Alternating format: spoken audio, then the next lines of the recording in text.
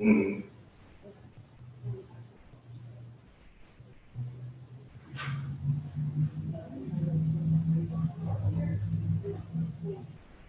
Oh, absolutely.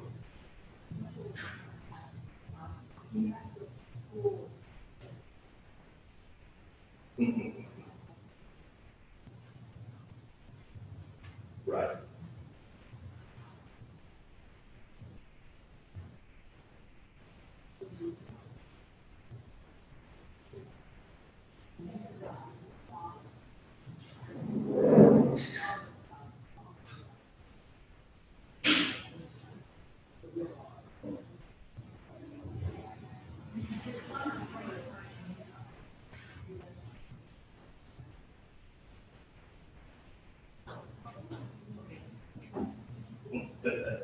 Oh, you can handle that.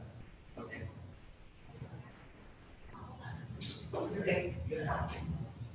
Right.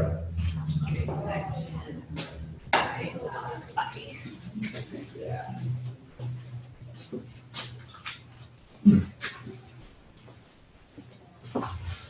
All right, kids. Well, I'm rushing, but I got a class to teach here for 2 minutes.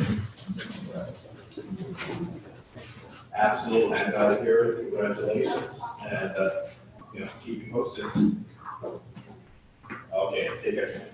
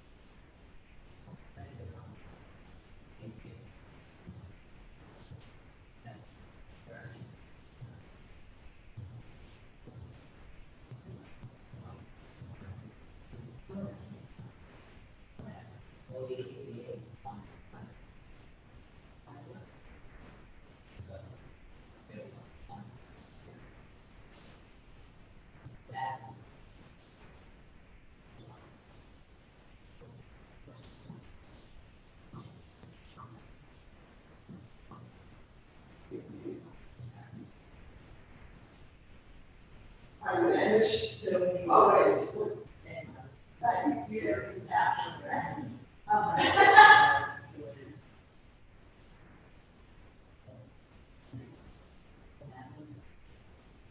yeah, no, I can now on that.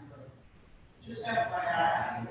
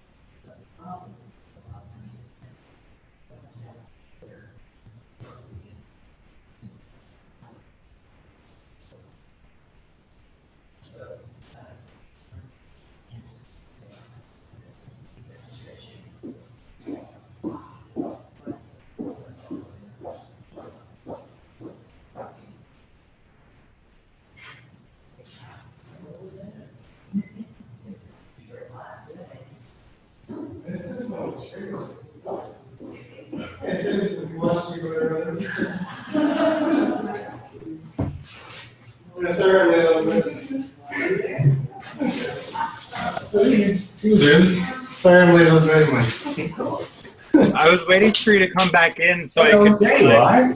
Oh, we can't hear him. But nobody ever came back in. Oh, yeah, we probably gotta raise his volume. Oh, can you not hear me? Let's see, here's some seat both. It's okay. I'm here. But can you? Is it the TV? Is it maybe a thing over here? I'll be darned. How about that? Yeah, I texted Vincent, I was gonna get a little bit late. Okay. Let's see. Yeah, I'm not sure how this works. Alrighty.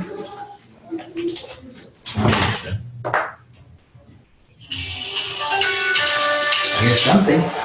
We can't hear you, man. We're trying to get you. I was about to say, is the TV volume up? I'm raising it right now. Not yet. Can you hear me now? Oh yeah, we got you. All right. All right, cool. All right. Hello. Hey, I was going to tell you that he's going to be late, but nobody ever came back in. So I'm like, I don't know. Well, it's a good thing that I follow the half-hour rule, isn't it? So it was 6, and I was looking around, going, "Hey, where's everybody?" So. Nobody ever sent me the homework for today. Oh, just go ahead and, well, you were supposed to email me. If Well, you want. I went to, and then I didn't have your email address, and I don't have my syllabus here. I left it back in California. So then I had emailed Kelly on Saturday and said, hey, send me the PT for Saturday and the homework for Tuesday. And when I looked at my email, it was only the PT for Saturday. Oh, okay. All right, well, I'll send them off to you. Okay, cool. Yeah. So send your email, though, to Philip Drucker, Philip, Drucker, Yeah.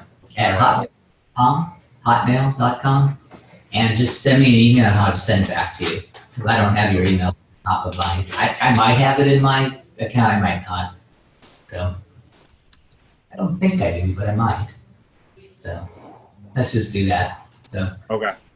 And again, we're not gonna, go over we're gonna go over stuff today, but we're not going to,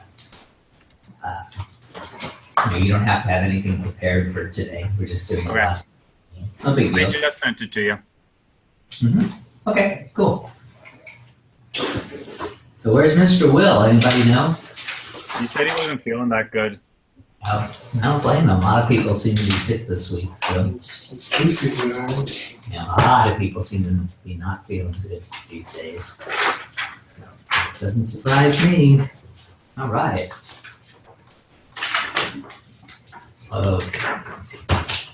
Okay. Good deal. So this Friday, by the way, is the week before Thanksgiving. Do you know what that actually means when you're in law school? What's the halfway point till the bar? In fact, that's when the bar releases their results. Our results. Yeah, so the results will be coming out on Friday. So that's always something to look forward to. It used to come out the Friday after Thanksgiving, but one year, one of the persons who actually was involved, his son, one of the bar's higher-uppers peoples, actually had his son wait for the results, and at their Thanksgiving celebration, apparently the son had a meltdown. So now that reality hits home for somebody other than us mere mortals, they decided to go ahead and change the date till the week before as opposed to the week after. So there you go. So that's not why it is now the week before and not the week after. So, kind of interesting. With that said, so, fortunately, in my mind, it's probably better to get it the week before because really, Get the breakdown out of the way. yeah, get the breakdown out of the way. You don't have to be sitting at a table and, with everybody else. And gosh, I sure hope you pass, that whole thing. And anyway, of course, I remember in my day, anyways, I went to Thanksgiving that year and nobody cared. So, so there was actually, not that I'm saying good, bad, or indifferent about it, but there was actually, if you were to poll my family, first of all, if you were to poll my family whether I would even get through law school, they would have probably said no. I'm pretty sure about that. But even being a first-time bar passer, if you would have polled my family, they would have said, well, that's what happens when you have an artist in the family. I don't know what he's thinking. And to the degree that after I did pass, I called up my brother, among other people, and I said, well, guess what? I passed. And he went, oh, really? And I said, that wasn't the response I was looking for. He goes, well, I'm just saying, you went to, persons who go to schools like you do only pass 1 out of every 3. And he's giving me all these statistics. And I'm like, next call, boo. So every time I tell students things about, the reason I bring this up also is, when you take the bar, or when you go to law school, but particularly, it's very, very important that you explain to people around you, the people around you, that it doesn't stop at law school. Now, I don't know if you're going to actually experience this phenomenon or not, but for some strange reason, a lot of people, at least I remember this happening too, when I got out of law school, all of a sudden they thought I was back in the real world again. And so I said, actually, to be blunt, it's even worse now because now I'm going for the bar, and quite a few people were very upset. Some of them not really family members so much for me, because my brother had been through law school, and then we've got some other lawyers and one side of the family. But a lot of my friends in particular thought I was all done, and I know they don't really know, but they just assume you get through law school, you're a lawyer. They don't even really think there's much more to it. So my advice is, and again, I don't know if either of you will suffer through this, or Will happens to watch this later, by the way, he's more than welcome to. You want to also let your support group, so to speak, you want to let them know that you're not done yet. Okay, and again, this may not happen to you, but it did happen to me. Strangely enough, I still remember some of my friends, some of my potential employers, et cetera, et cetera, et cetera.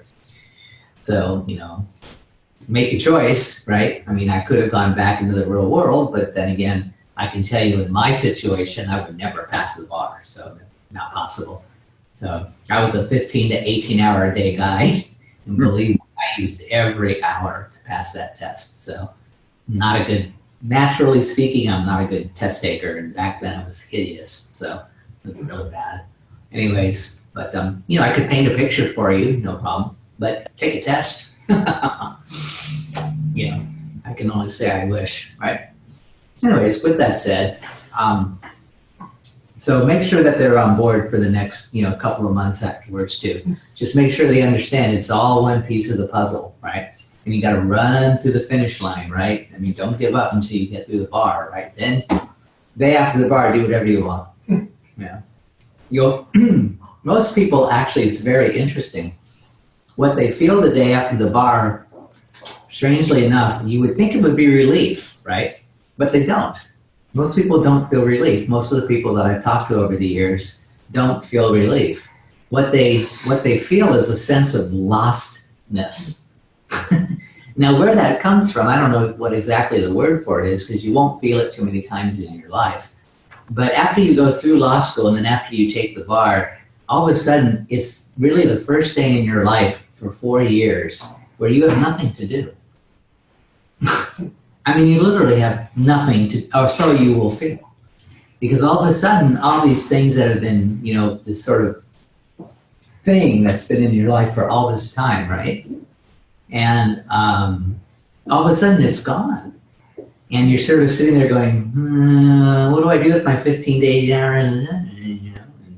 One of those things, and et cetera, et cetera, et cetera. I did not have the luxury of working while I was studying for the bar. I did it early on, but then realized I couldn't do it, so I had to quit. But anyways, and really, it's sort of a feeling just of not quite obsolescence. You don't feel obsolete, but you don't know what to do with yourself. That would be the vernacular. You're kind of looking around, going, "So what do I do now?"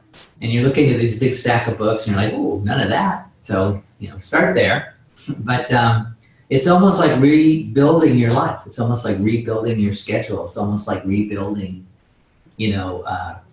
kind of going forward, I guess. I don't really know how to explain it, but I definitely felt that. I mean, I remember that very distinctly, thinking that, wow, what am I going to do today?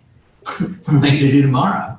And all of a sudden, you've got all this time on your hands, and it's just the strangest feeling. It's like, wow, after all these years, I actually have time on my hands. And what the heck am I going to do with that? It's just whoosh, all this stuff goes away. Then, you pass and you get into a law office, and then you're doubly swamped. You're like, man, I thought law school was bad. It's like, not so. If you work in a fast-moving office, I mean, there's a lot of your time will be very well filled. Don't worry about that. So it's that kind of thing as well. Should you be on such a track, you will learn about the attraction of billable hours and how you have to meet certain billable hours, some of which actually defy the laws of physics, including time. But anyways, I've told you some of those stories over the years already. People setting up, hourly, hours you have to bill every year, and then theoretically you look at it and you go, but I'd have to be doing two things at once, at least 1/4 of the time. And they look at you like, yeah, and figure it out. Okay, well, I was thinking about that case of mine when I was in the shower, so I guess I'll book that time because it gets worse from there. Now, fortunately, they sort of shut down that. They're starting to figure out that people are billing for hours that no human being could actually theoretically do. But so be it. Those are some of the weird things you do when you're a lawyer, because really what you're doing is you're selling your time, much more than most other really occupations you might actually enter into. Not that I'm saying that's good or bad, but you hire a carpenter, at least you get a chair out of it. You hire a lawyer, what do you get? A stack of paper, right? You try being a polyphasic sleeper where you stay awake for 4 hours, sleep for 30 minutes, and stay awake for 4 hours. Yeah, that kind of thing. Well, I stayed awake way more than 24 hours a couple of times. So. The night before I had my first trial, I slept like no hours. Just lied in bed for 2 hours, and I got back up. Started working on a brief, something or other again. I don't know what it was at that point, because I didn't have to do the opening, so that was good. And another attorney was going to do that. So strange situation, but nonetheless, that's how it was. So, anyways, so you have that to look forward to, and of course, the reason I mentioned it is just because again, this. This Friday is when they release the results. And so, I believe, just short version, we had 8 takers this time at CDTA. So, nobody was a first time taker. 3 students were repeaters, right? I'm sorry, 8 were repeaters, and we still have 3 who elected to wait to pass the first. Are they going to take it in February? Yeah, I'm going to take it in February. I talked to them. Does that count as our average, like the 50% average, or is it just 50% of first-time takers that the school has to have? No, it's the 50% rolling average over 10 years is what you have to have, 50%. So it's all takers all the time. If you can show that first-time takers is no. It's all takers over a 10-year period is what you actually have to prove. So, but you can get accredited during that period as long as you're showing them that you're, doing the right thing, and right now, what are we at right now? 44% or something? Yeah, we're just under 50. Yeah, so I mean, again, kind of remarkable for such a small school, to be honest with you, but we always do better, and we will. We need to do a little better, but I mean, to me, it's very hopeful.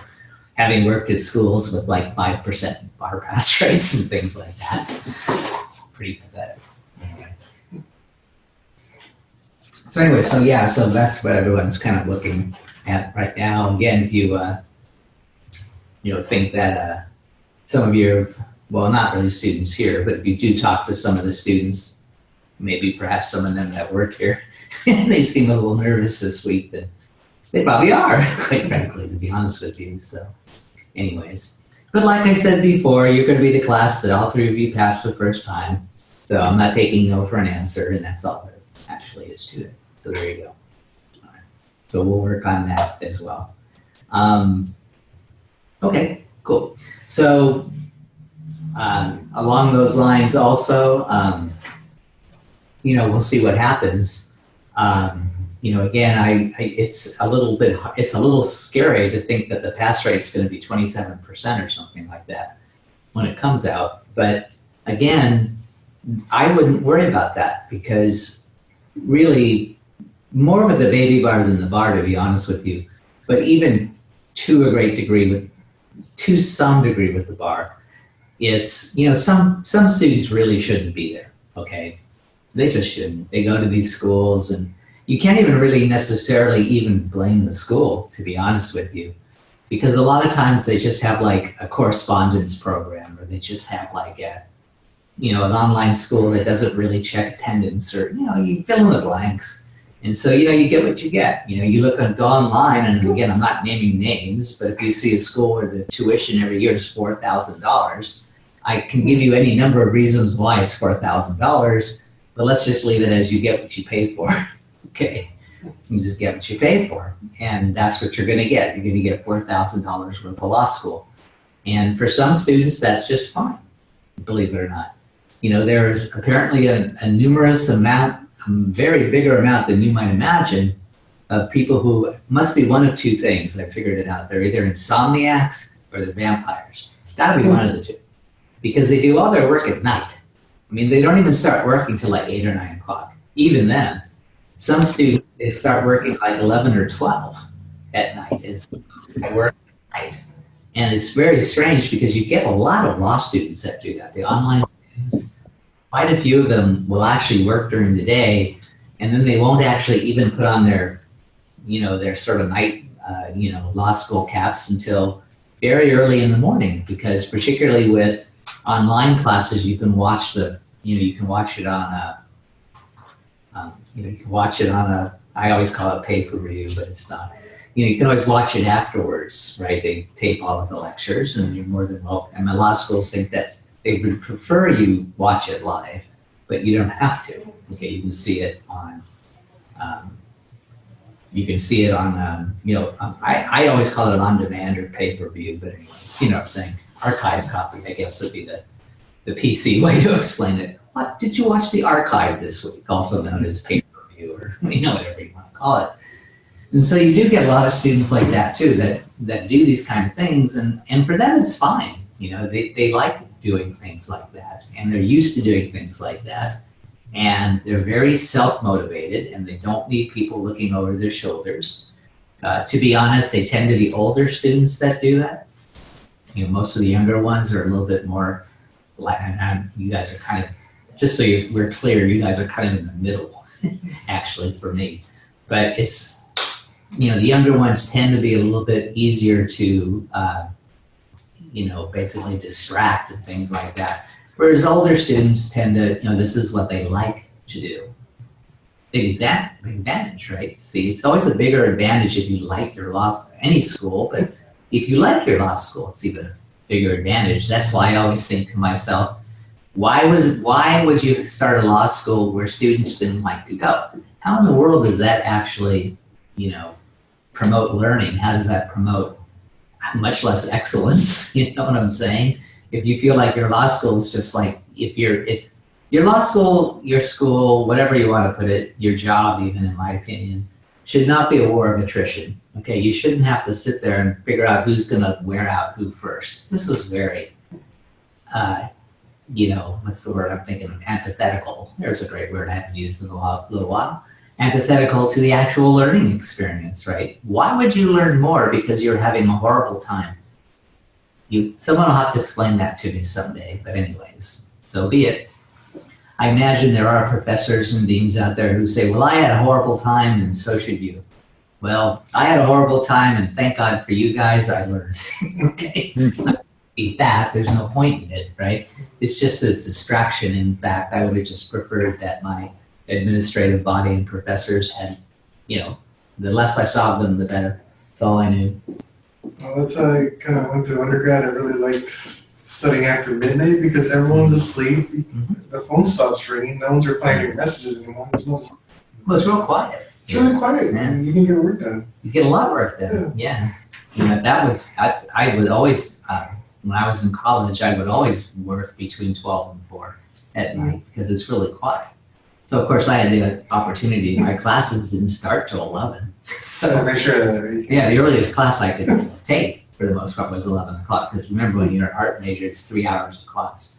So, I could take an 8 o'clock class, but I could also start at 11. And so naturally I was chose 11, personally speaking. But, yeah. So, Nobody voluntarily takes the 8 a.m. class. no, it's if you registered late. That's what you get. yeah, pretty, That's the only time you take the 8 a.m. class. yeah, really. We're the only one offered.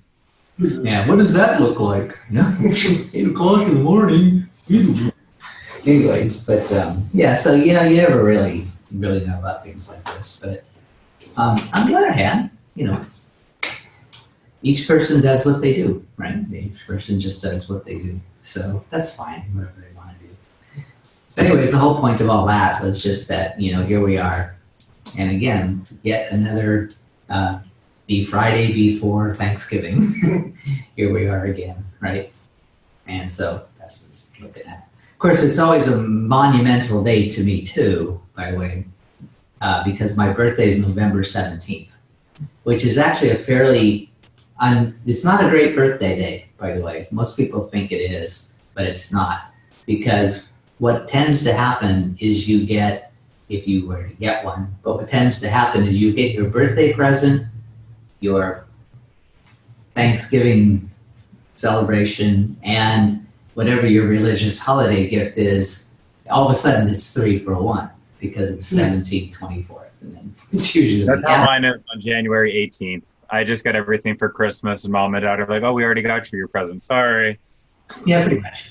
It's like, this is what this year. It's like one thing. Okay, so be it. But that's how it goes. And so but that's okay with me. I have no real problem with that at this point. Anyways, but yeah, again, this time of the year is kind of very interesting time of the year. And so on top of all that gets thrown in the bar results as well. So we'll see what happens. Those came out today yet? No, they'll come out next, this Friday they come out. Oh, It's it's actually Friday. Yeah, this it's Friday, yeah. So they'll be out this Friday. Because the 17th is your Saturday, so they'll be out the 16th. They always like one Friday before my birthday. So that's how I always remember it, no matter what. So anyways, I don't get any gifts when people take the bar anyways. It's okay, no problem. Actually, I used to give out gifts actually in the good old days. You would actually the traditional is giving someone a pen set, by the way, in case you're ever wondering what to give somebody when they pass the bar. The traditional gift was a pen set. That's what you would do. So, because you thrilling. It was like a really good ink pen, though. Go by the old ones. Yeah, go by one of the old ones where you have the cartridges and everything. Yeah. That's the traditional gift you give to students, or people who pass the bar. Just in case you ever wonder, in case you ever have someone you want to give a gift to for passing the bar. That's the usually what you do is you buy a two pen set. These they can be very inexpensive, by the way. They start at $15 and they go up to hundreds of dollars. Just so you know, there's these sets you can get that are like you never dare use them. They're so bloody valuable. But that's the traditional gift that you would give someone who passes the bar. I figured it'd be like a briefcase or something like that. Yeah, I mean, people give briefcases as well, but traditionally, going back farther, yeah, that's what you would give. It's funny you should say that, because when I passed the bar, the gift that I got was a litigation bag, which is the same thing as a briefcase, really, in many ways. But I was not going to be a briefcase guy, so I was a litigation guy. I was going to an office that was doing litigation. I don't carry it with me anymore, but you saw that bag I had, right? That I used to bring to school, that black bag. If you remind me, I'll bring it in again to show you. I don't use it anymore. Like a rolly one? Yeah, that one I used to have where it had the strap on it and it was really old. Oh, like the messenger type bag? Yeah, I remember that one I used to have. That was my litigation bag that I got that in 1999, just to show you. And the thing is what you do is when you're a litigator, you see, the thing is is you want what you, if you're going to be a litigator, no matter what you're going to use, right, to go into court, you don't want it to be brand new. Never. Because what'll happen is the other side will look at it and go, newbie. Nice knowing you.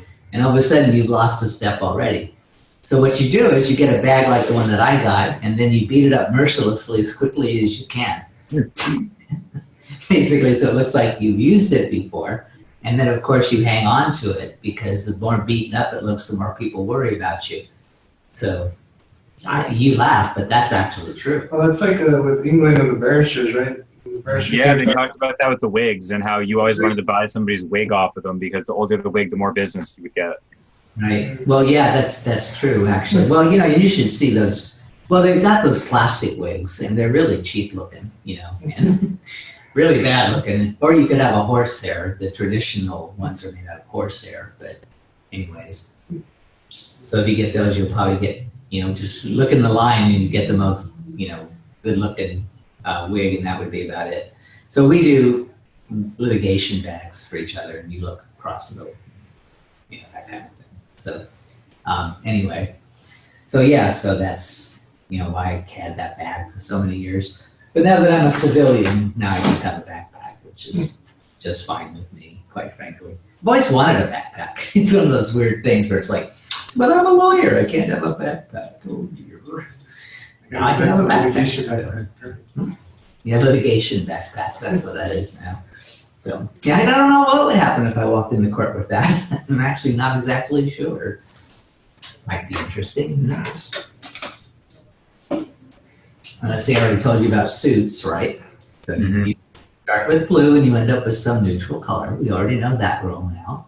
So you guys will be in good shape for that. Yeah, what does a black suit mean? A black suit means you're going to a funeral. Don't wear one to court. Don't wear a black suit. Yeah. Black suits for courts are Don't wear black suits. If you like that look, wear charcoal gray. That's really sharp.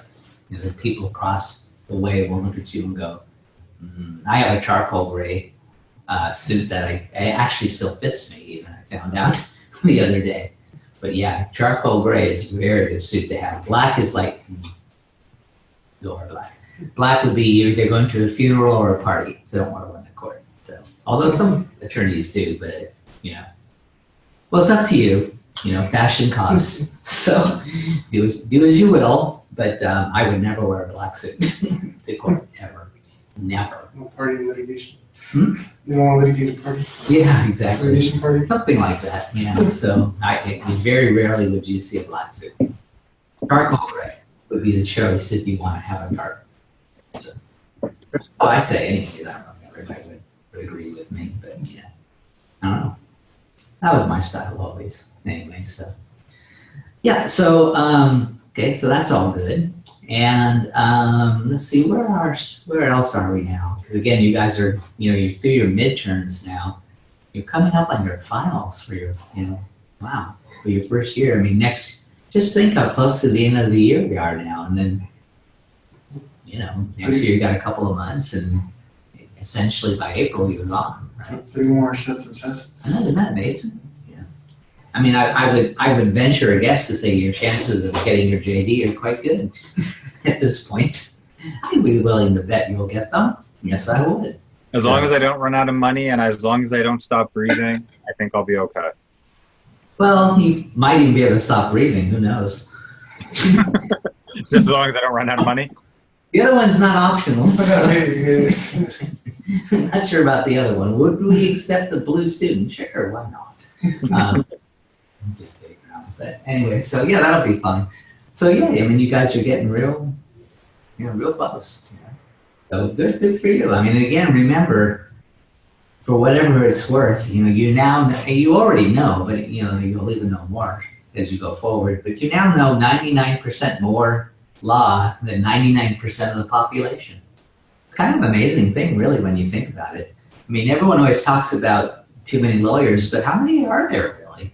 You know, and when you compare the lawyer population to the rest of the world, right, or even the rest of the United States, think about it. All those people do not know the law. Kind of amazing, really, to be honest with you. You know, I mean, I can't say that I could have lived my life without having a lawyer. I'm sure that's true. But now having gone through the process, I wouldn't know how to act if I didn't know the law, you know? You really do change your life and things like that. You probably have already. You may not have even noticed it, but you very well may have, already changed your life because now you kind of know about law. You know how it works, if nothing else. Being a lawyer, of course, in my mind, the big advantage is there's always a book you can find the statute in, so you always can go look it up if you ever have any questions about how certain things work, That's what I always think, if nothing else. You get into that habit of saying, so what are the legal ramifications if I do this? And people who aren't lawyers, they sort of think of it, but it's a very, well, if you're not a lawyer and you're worried about the legal implications, what are you going to do? You're not going to go to a book, most likely. You're going to go to a lawyer, right? But if you're a lawyer, you just look at a book, right? And sooner or later, if you're not there yet, you will be there, at least in certain areas. You'll stop doubting yourselves and you'll say, I don't even have to look in a book anymore. But even if you look in a book, you're going to be able to understand it, in a way that most people won't. You say, well, why don't they just look at it in a book? And it's like, well, even if they did, they wouldn't understand half of it, right? They'd still have to ask a lawyer to explain it to them. So you don't have to do that. You have a pretty good guess. And then again, you'll end up going to these wonderful cocktail parties and you'll have all sorts of other attorneys that you'll meet who don't do the same thing that you do, right? And so all of a sudden now your web of contacts gets bigger. Again, it sounds funny, but a lot of lawyers don't think about it, but also your web of, not only does your contacts get bigger, but your web of potential information gets bigger, et cetera, et cetera, et cetera. So, can I tell you? So, you're sort of in this odd fraternity, and you'll probably start to figure out the rules pretty soon. So, you probably saw some of it when you went to the Inns of Court, right? Kind of saw how some of this works. Any of you ever go to any of those Desert Bar Association meetings or anything like that? I've been to one of the luncheons, but other than that. Yeah, I went to one luncheon when Chemerinsky gave a talk. Erwin Chemerinsky, that I had to see. He's a big con law guy, so you don't remember me talking about him. But he's like Chemerinsky and then another guy named Lawrence Tribe are the two guys that I like. I think that, when it comes to constitutional professors and the like, these guys are up here somewhere. Just like, I look at them and I go, so it's like, wow, that's good. So anyways, with that said, right. So anyway, so that'll be kind of your chosen tribe as well. The word's on my mind now. So see how that works out. You probably do fine. I wouldn't worry about it a whole lot. So, but that's something you also have to look forward to as well. Take it for what it's worth, right? Yes, I'm trying to think if there's anything else other than you passing. I'm trying to think if there's anything else. We're getting to that point now where it's like, is there anything else I can talk about them in law school before they're gone? You always think about that before every class. It's like, well, what should I tell them before they leave law school on top of everything else? So anyways, other than study for the bar, right? But I got that out of the way the first thing, right? So, got that one out of the way real quick. Yeah, so again, there you go. I recommend that you come to the, my recommendation that you come to the Saturday lecture series. I would have my card if I were you. How many, well, Will's not here, but how many of you have a business card?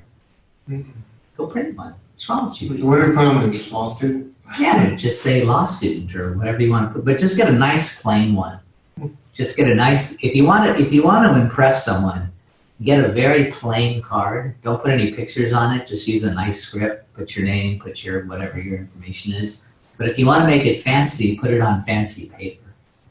See, that's the trick. If you want to put it on a special type of paper, most people will indulge you with that. They don't really indulge you with pictures of the eagles and, scales and things like that. They kind of, think you got it from Vistacart then. But if you, It's probably one way to get them from the. yeah, you probably will anyways, but they actually have specialty paper too.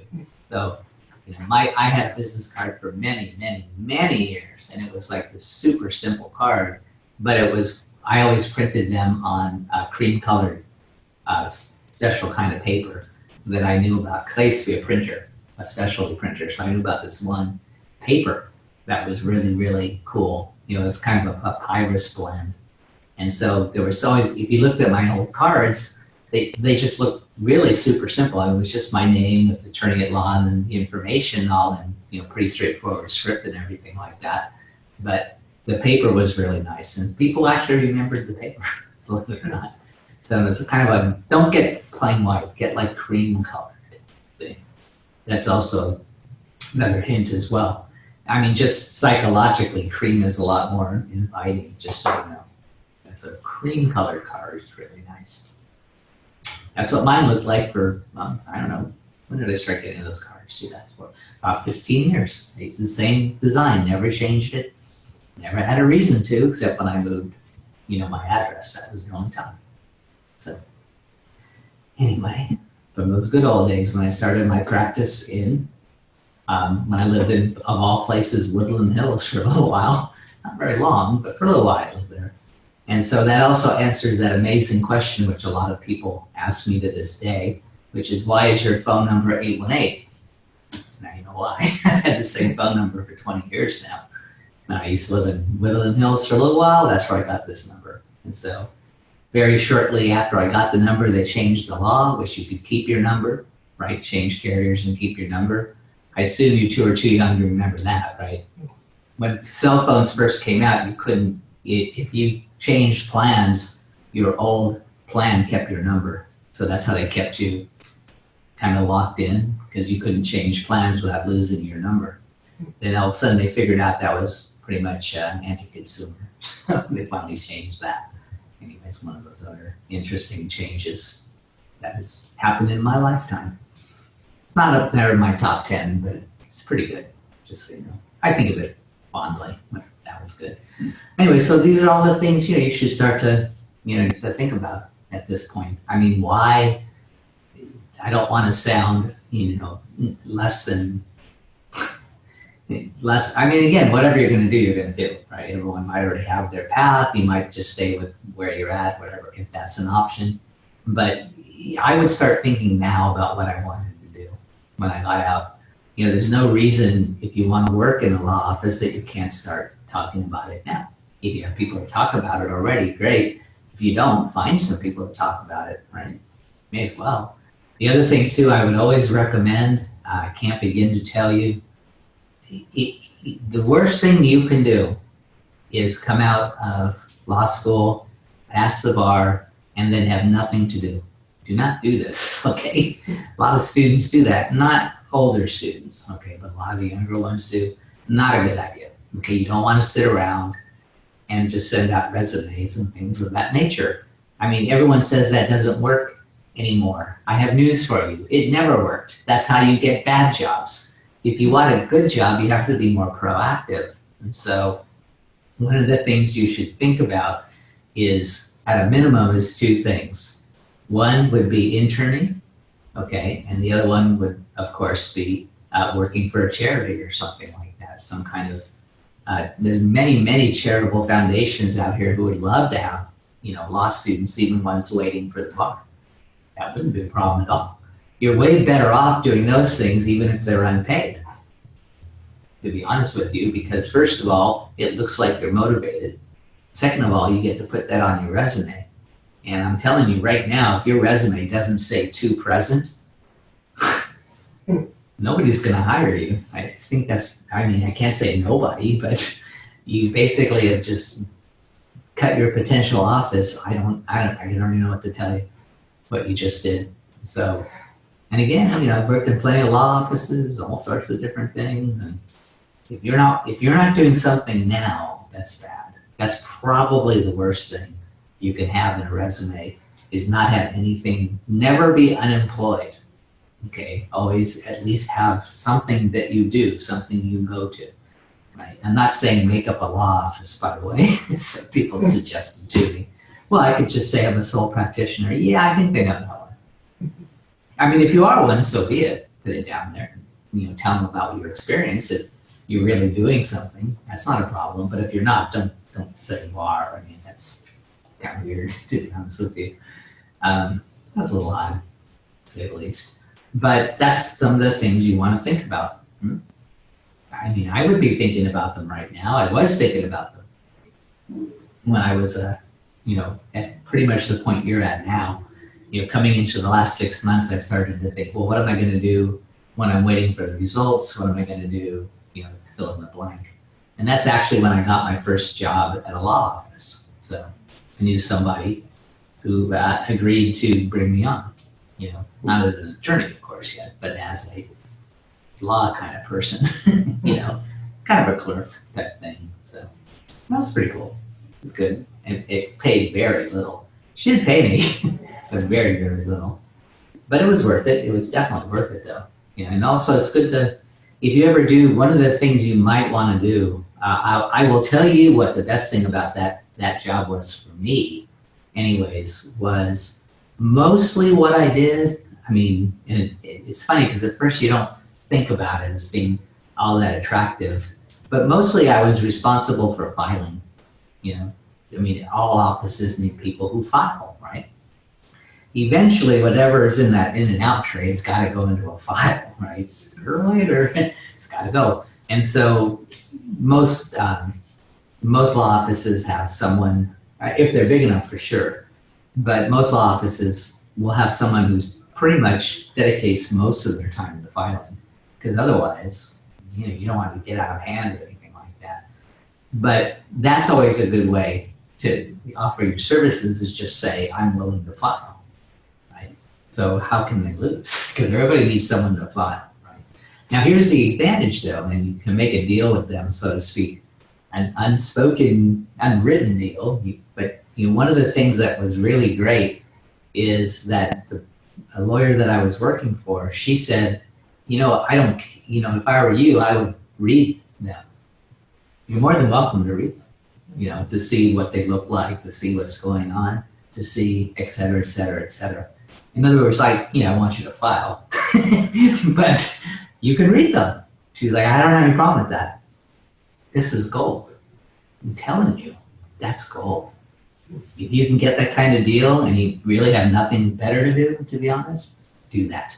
I mean, really, I learned not so much law, not so much law, but I learned a lot about how law offices work. A lot. I learned a lot about the personalities that you can see these different people have. You can learn a lot about clients, how you might want to approach them, how you might not want to. I mean, just think of all the documents in a law office that get filed.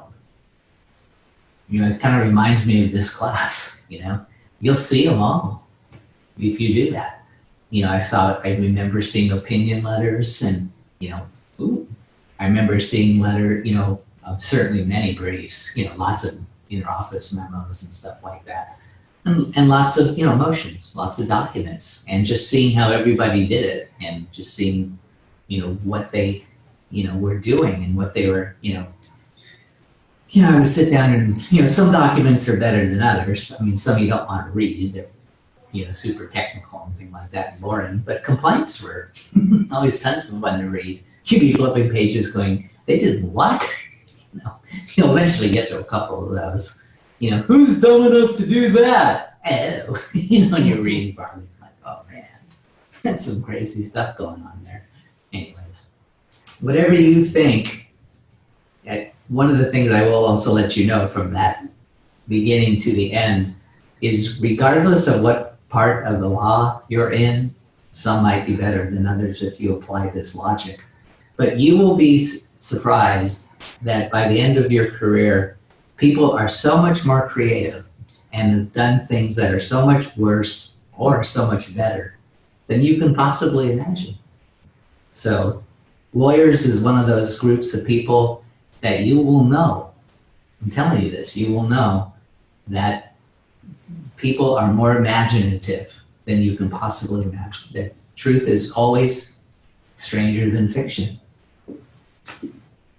I can't begin to tell you some of the things I've seen over the years in files or in cases and things of that nature. Watch TV and everyone goes, "Oh, that's hideous," and I'm getting there going, "That's nothing." Want me to tell you about? No, don't tell me. People will be trying to stop you. I always imagine that Dean Dolan probably has that trouble. Don't tell me about your case.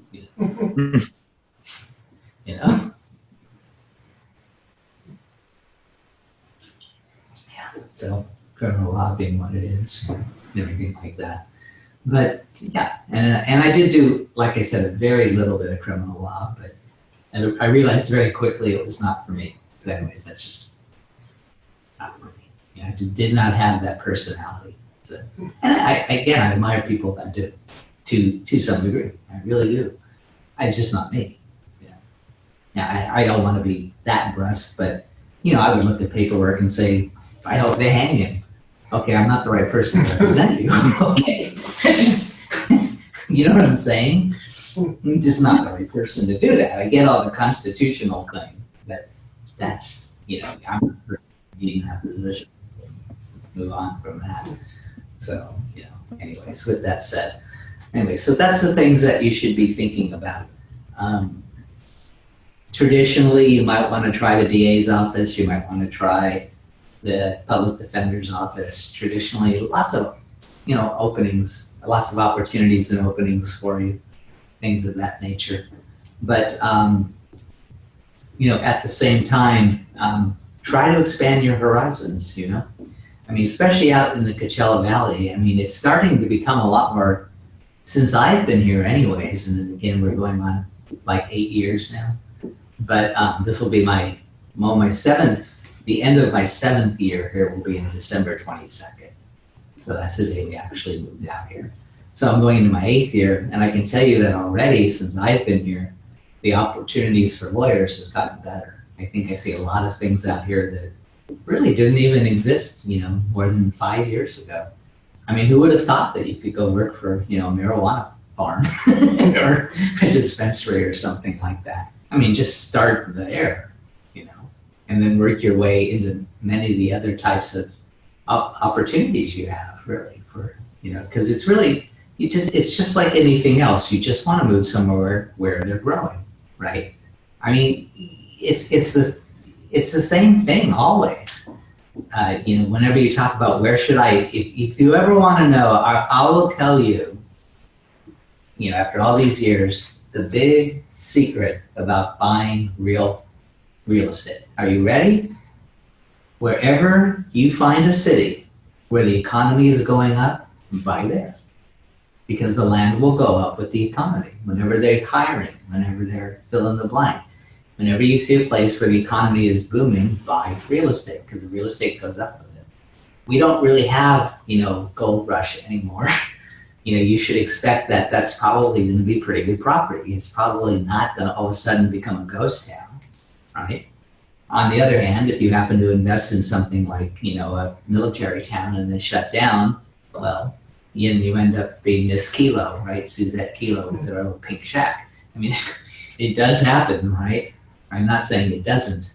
But really, most people who buy real estate know that the price of real estate is tied into the price of what the economic, not so much about the city itself, and not even about the economics of the city, but how they're going to grow. See, that's what you're looking for. You're looking for something that's growing. And since I've been here, the Coachella Valley has been growing. And because of that, that's why you see property goes up. If the economy is not growing, the price of property won't go up. It won't. I can't say it never would, right? I can't say it never would. There might be some reason it might, but it's very unlikely. And if you think about it, why would it? Does all of a sudden this place become really pretty? You know what I'm saying? What do you think would move real estate? What do you think would move it? Well, economic growth in the area, right? People were coming in to find housing. That's what pushes real estate up cost. And so if you can find a place where that's sustainable, that's not that hard. Most of it's sustainable, right? That's why you invest in real estate, property. Forget everything else. oh, all of a sudden they're doing this. Who cares? Honestly, just look at the economic growth of the area.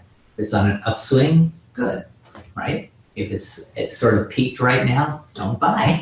Wait till it comes back down again, right? Am I right? I'm right. Real estate's the same as everything else. Here's my advice: buy it on sale. It's real easy, right? To this day, students still ask me, to this day, do you have any advice for me in the stock market? Yeah, buy low, sell high. What? What? Are these surprising? That's some age-old advice right there. I've always lived with it. I find it just fine.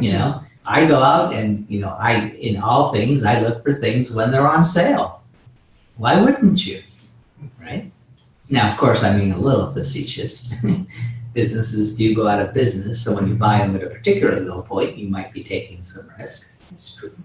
But that's your job, see? That's your job, is to figure out, what are the ones that are on sale, not the ones that are, can't be saved. There is a difference in the two. So, but that's, again, another thing for another class. But these are all the things that, obviously you're going to have a life soon. And so, there you go. What would be my other advice for life? One more thing. If you ever work at a place and they offer you a matching 401k, take it, put in the maximum. Are we done? Good. That's what you need to do. That's one of your best bets out there of all time. That's actually pretty darn good. So I would take that one in a heartbeat. You'll never miss money if you never get it. Which is better? Is it the Roth that's better? That would be a better bet, because you're actually going to, whatever you put in, they'll double it for you. That's really nice. So again, it's a good deal. And you get to take, I think legally, bank, I don't know, you have to look it up or ask an accountant, but last time someone offered that to me, it was 15% of my salary I could put it in. And then they matched it. So, and then I just left it in there. Theoretically, you could sell it every year, right? And you would get 15% return on your money, wouldn't you? Think about it. That's a pretty good percent. 15% return on the stock market, that's fabulous, to be honest with you. Most people would kill for 12. So if they're offering you 98% return, guess what? It's too good to be true. Yes. So let's not even deal with these things. Honestly, when I see these things, 25% return, 35, I go, not happening. Anyways, when 20 would be pretty out there. So anyways. Yeah, junk bonds, I think last time I looked, returned between 18 and 22%. But I always tell the people, it's just, why they call them junk bonds? Because they're junk. There's no logical belief that you're ever going to get your money back. Does that sound like a good investment? It does to some people. But what can I say? To me, what the heck, right? So anyways, with all that said, but think about these things. Again, it's always good to be a step ahead, right? If you're a step ahead, when things present themselves to you, you're more likely to do them, I think, right? Or you're more likely to consider them in a different light. When you get surprised by things, or when, it's the same thing in litigation, if you think about it. You just never want to get blindsided. And so whose job is it that you don't get blindsided, right? Yours. Well, if you don't want to get blindsided in litigation, why do you want to get blindsided in life?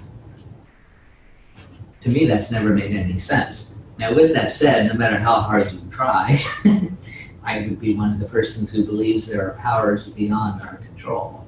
But, that's the way it works. You do the best you can and you move on from there. Yeah. So, anyways, these are some of the things that are, today we're talking about things you should worry about, things that are actually good. I'm just trying to get you guys, you may already be there, by the way, or you may be above me. I'm certainly no financial genius. Nobody would ever call me that by any stretch of the imagination. I can tell you that the best financial decision I ever made was, honey, do we have anything left on this card? That's about what rate I'm really at. Okay. Very simple, okay? My idea of complex is not complex at all, just so you know. But about the size of it. But these are all things. Why not start thinking about the good things? Someone's thinking, bad things. Always think about problems. Think about all the advantages and all the stuff that you, again, you may already be doing. And if you are, I apologize. Or, again, there's no possibility that I'm at this point telling you that I know more about finance than you. Believe me, I probably don't. To be honest with you, I'm not a big finance guy. It's just, I don't know, I just come from, just a good old country boy. When you get down to it, if I don't understand it, I ain't doing it. It's that simple, to be honest. But anyways, with that said, is this one, I always, as a friend of mine asked me the other day, he said, what horse are you going to bet on? And I said, that one. And he said, well, why that one? And I said, well, because it always wins. But this one has better odds. But this one always wins. You see, I can't get beyond that. It's like, but the odds are this one always wins. Okay, that's the horse. Anyways, with that said. But, and the cocktail parties. So good. I've been reading up a lot on finances and stocks and all that. All I'm missing is the income that outweighs how much I spend for it. So having something to invest. Yeah, I mean, it's real interesting, how you can put those things in there.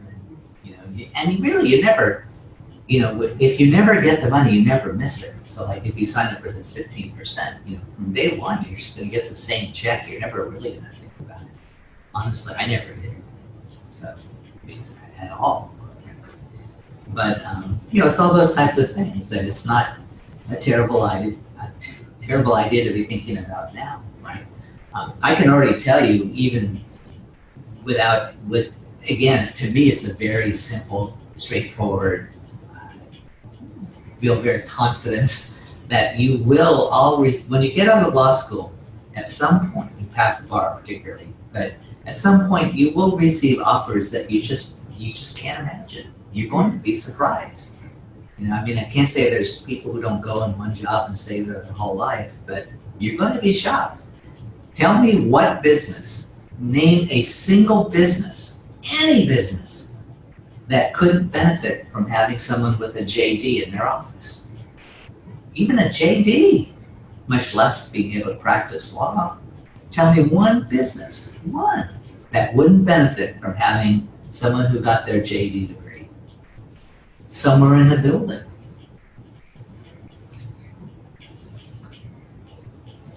Tell me one.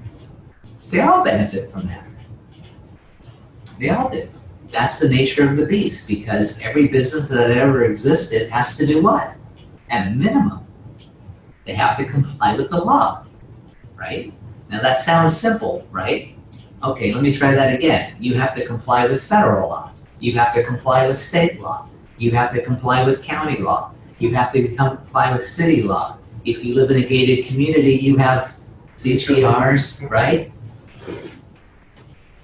Anybody, you get my drift now? That's why JDs are so valuable, because you will be the person who actually says, well, let me look at this CCNRs. Most people will just call a lawyer. So if you're there, right, and you don't have to, practice, it's not practicing law, to open up a book or something like that. It's not, that's not practicing law. It's nothing like that. And so, this is things that you can do, And that's because you have a JD. It's not even a law license. Not even a law license. Honestly, amazing, isn't it? I've received shady offers already. There's a guy, he's running an illegal service, but he's a paralegal, but he's trying to hire a lawyer cheaply to use their name. And I was like, nah. Well, yeah. Well, okay. Rule number 1. Okay. Never, once you become a lawyer, never, ever sell your name. Ever. To another lawyer, or particularly to someone who's not a lawyer. Do not do that. Ever. Yeah, Ever. I've had 2 employers who tried to do that to me. Both of them, I just literally walked out the door. That is like the most dangerous, stupid thing that you can do. Period. End of story. End of story. If you do that, let me put it this way. I disown you. I would disown you. If you called me up and asked for help, I would say, what didn't you understand about rule number 1? And then, what's rule number 2? Never forget rule number 1. That's like but that's big stuff. Okay, so we might kid around about it a little bit, but never, ever sell your name. I mean, never sell your name for any reason whatsoever, but particularly when you're an attorney, do not sell your license to anybody else. That's the quickest way to lose your license. So, bad idea. Anyway, don't do that. So, be smart. If something sounds fishy, I mean, again, I'm not going to, say anything particular about anybody, but why would you want, I don't say this badly, I really don't. I mean, a good paralegal is worth their weight in gold, to be honest with you. I would argue on a certain level, a good paralegal is as good or better than a good lawyer on a certain level. Depends who you are and what you need. But with that said, why would you as an attorney even want to take orders or work for a paralegal? I mean, how did that work out? You know what I'm saying? I mean, how did that work out for you? I mean, to me, that just sounds completely wrong, much less individuals who'll say, I'll never forget that day. It's funny that you remind me of that, but I remember I was working for this guy who was again, this is way back when, but I was, I did some law in this area too.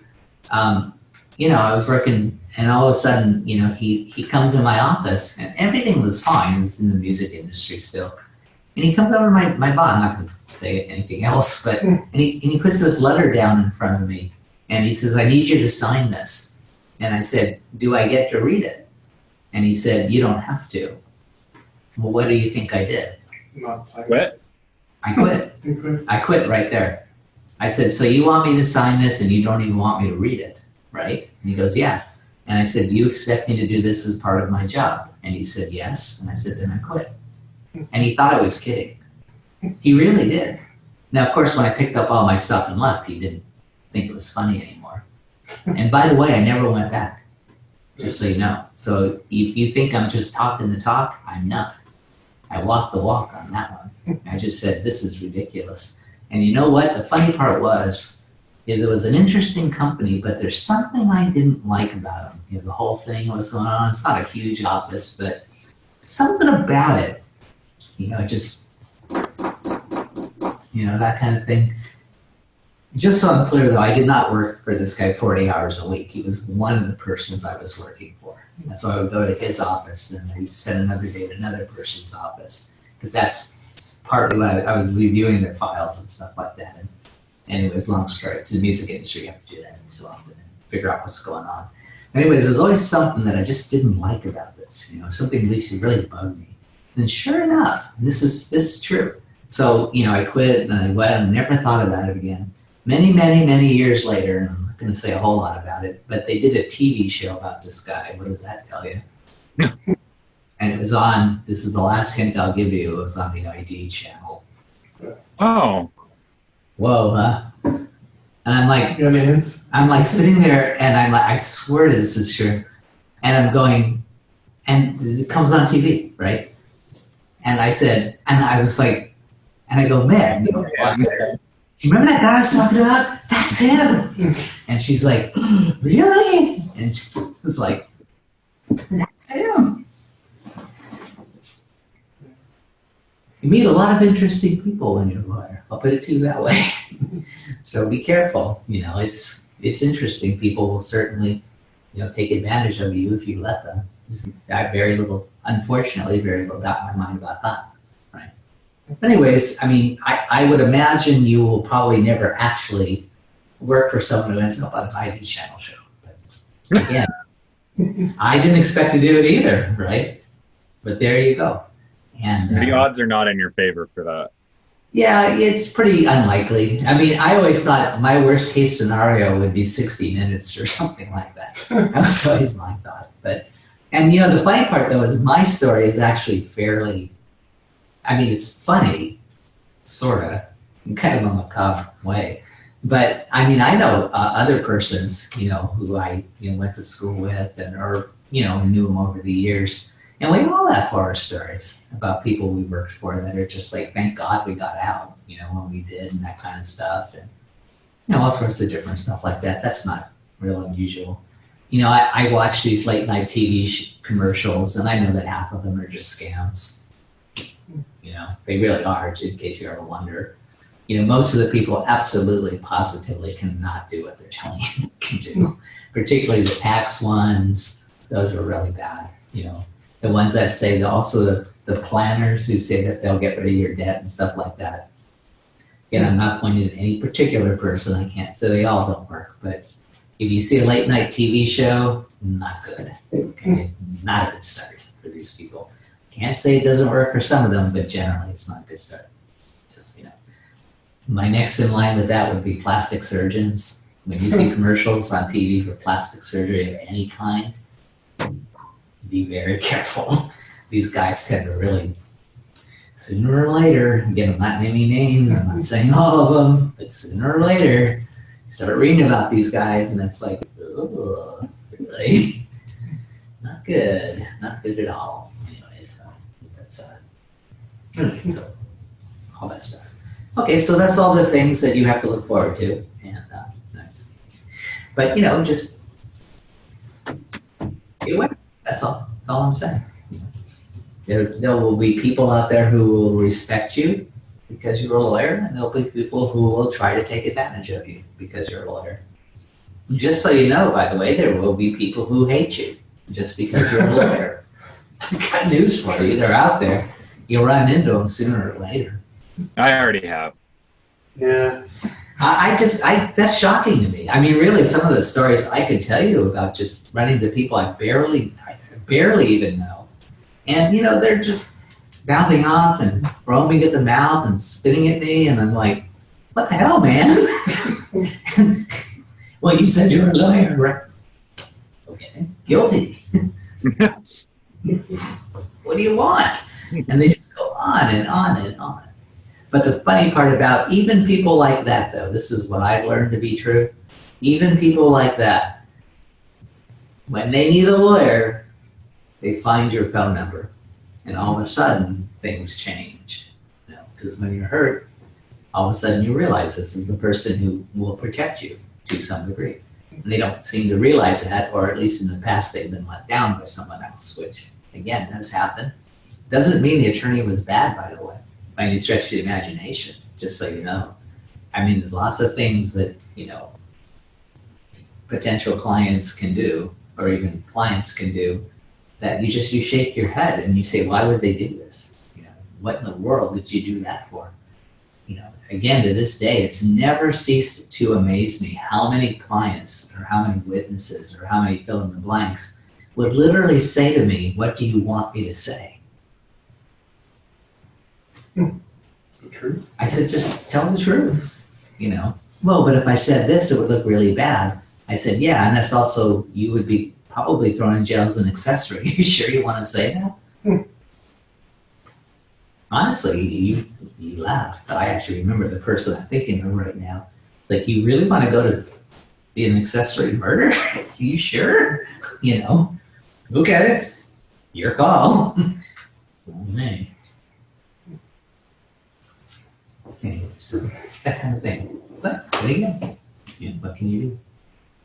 Criminals like don't say anything at all. Just Sometimes, yeah, I think they might be better off, to be perfectly blunt. You know, just not saying anything might not be your worst move. But, you know, just again, it's just kind of the way it is, you know, that kind of thing. And, oh, you'll see it all. Anyways, whatever you think it's going to be, it's not. Just so you know, you'll have all sorts of different experiences in all different areas. And so that's also partly why I like this class, by the way, because we go, you know, through a number of different areas, right? We kind of look at things. You know, I think about opinion letters and I think, well, these things are probably better when you have clients. Maybe if you're a PI guy or something and you want to write a letter to your clients about their chances or something like that, you have a chance to calm them down and explain what's going on, because they never really understand what's going on, right? I mean, they understand they're hurt, probably, if it's a PI case, but they probably don't really understand much of the process. So I always remember that your clients very rarely understand the process.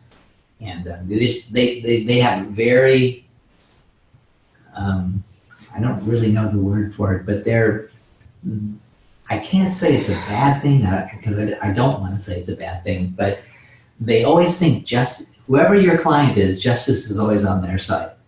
Okay, that's just the way it is. I mean, you could have two people that are doing horrible, terrible things, but somehow your client has justified them. Could be the other side's doing that too. They probably are, but I'm just saying it's interesting how, justice always favors your client, and I'm not you saying that now. It's like, but in the interest of justice, it's like, yeah, but you did horrible things to this. Oh, he did horrible things. I mean, it goes down the road from there. So be a little worried, be a little, aware of things like that. But, again, today we're doing appellate work, right? Appellate work. Well, this is, appellate work is up here somewhere. I don't know if there's, if you're writing briefs for the Supreme Court, which is in all intents and purposes, an appellate court, where do you go from there, right? So we're really looking at the argument could be made that you're doing one of the highest forms. I don't know if I would say law, but lawyering would be true. Because maybe with law, you have to kind of look at legislature and say, well, people make law and things like that. It's amazing how people still to this day still ask me why so many politicians are lawyers. Well, what do? They make law, they execute law, and they interpret law. So who do you think is going to be drawn toward that? Well, I just went to my brother's wedding, and his wife's brother actually works for a New York State senator, and he works there and drafts laws for him to submit to the Senate. Yeah. And he's like, I didn't pass the bar. He's like, I never even took the bar. He's like, I just went to law school, and I just want to write the law. I don't want to argue the law. I'm like, hey, that makes a lot of sense. Mm-hmm. Nice. Yeah, that's a lot of fun. Yeah, I would never have any trouble, writing documents to me was always fun. That was always, well, not always, sometimes boring, but for the most part, it was always fun. The thing that you get very tired of, or you don't, it depends who you are, but one of the things that always made me just, for better or for worse, but, you just get tired of calling lawyers when you realize that they don't understand the law, they're just there to fight. It's very annoying.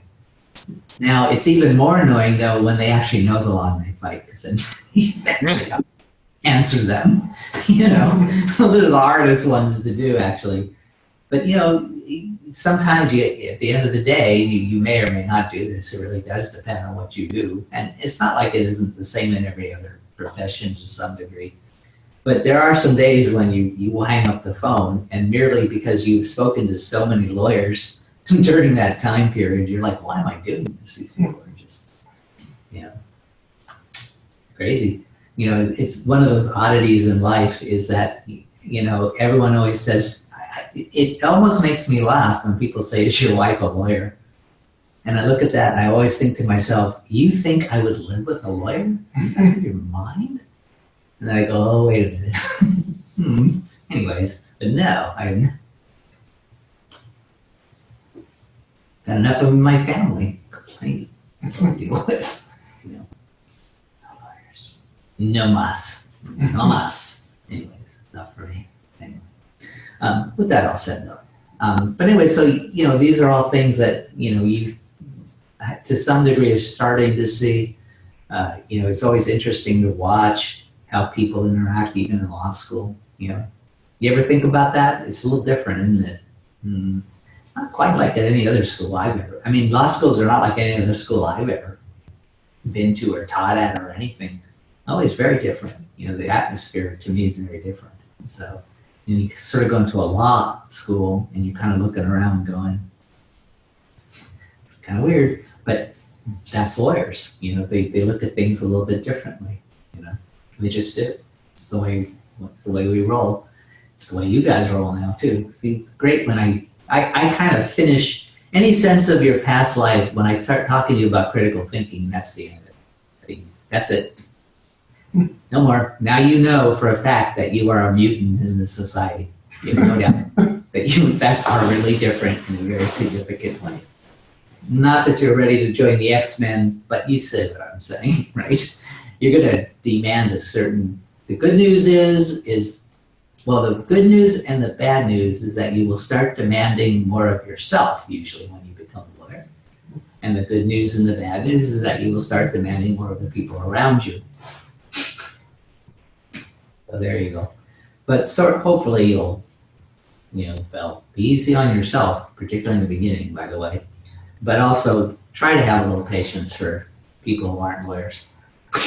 It really helps a lot. It really does. If I had to argue that one of my advantages as a practicing attorney, particularly litigation, was the fact that when it came to my clients, I was always thrilled. I know they don't know, They think they know. Very annoying.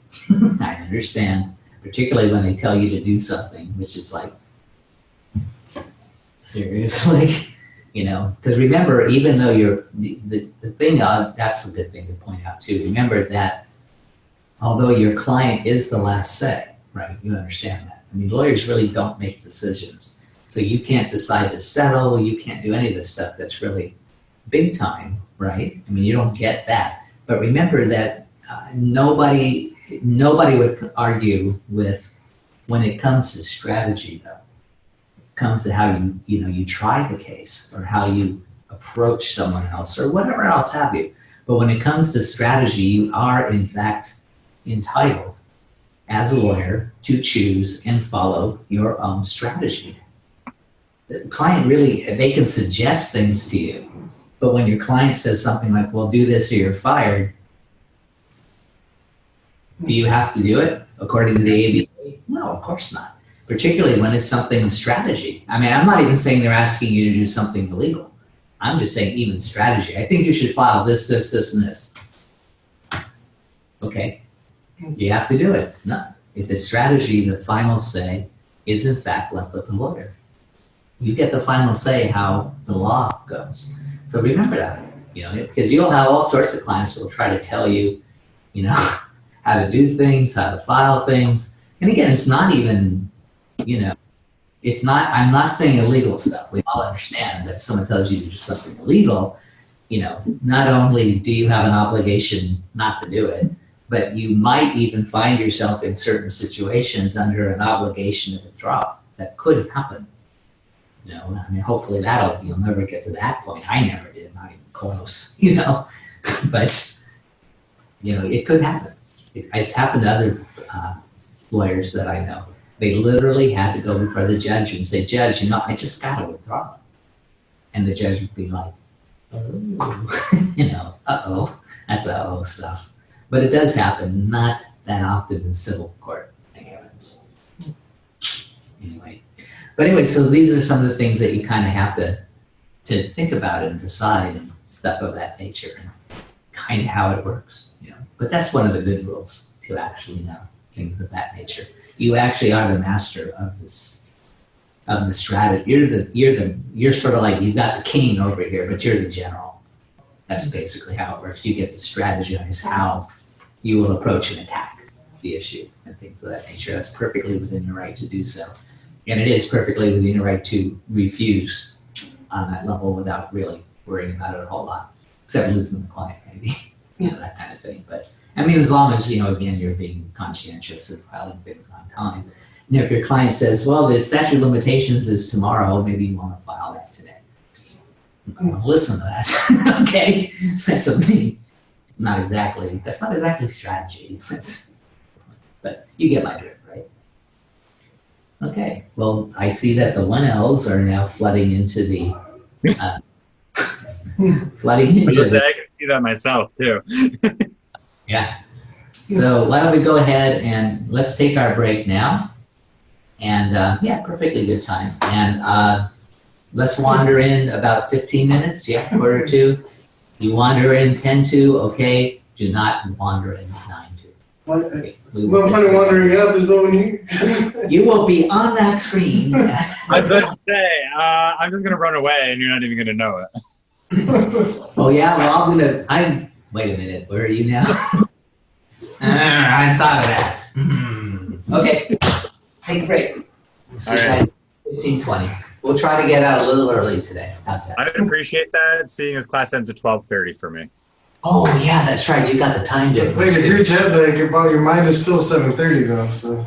No, I've been here for almost a week now. I'm caught up. Okay, never mind.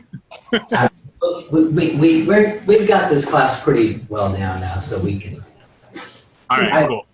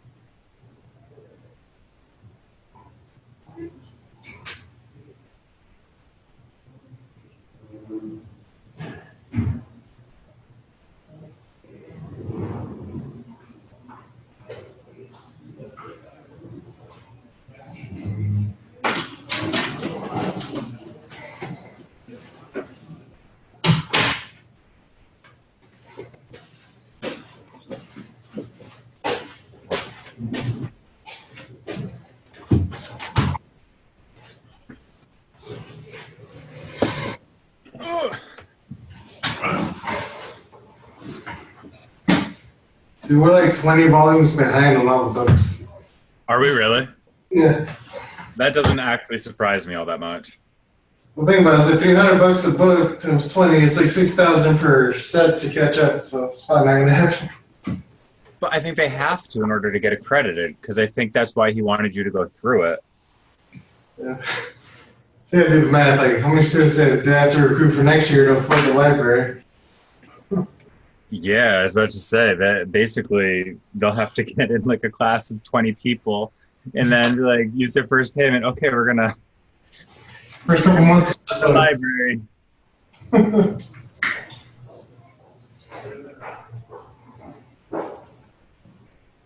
I'm so tired. But you were at a wedding, did you hit up on all the ladies or what?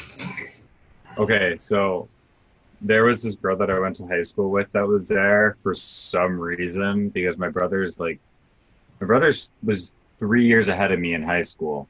And so for this girl that I went to high school with to be there, I was like, what are you doing here? And she's like, she's like, I haven't seen you in like 12 or 15 years. Yeah. And I'm like, yeah, I've been hiding in California. And she's like, it's doing good for you. And I'm like, thanks. Bye.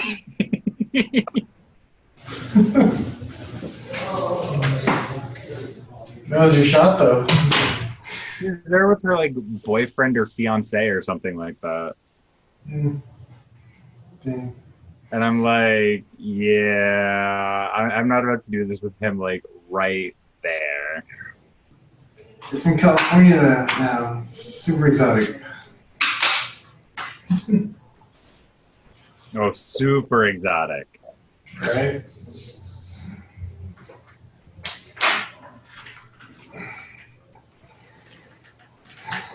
Yeah.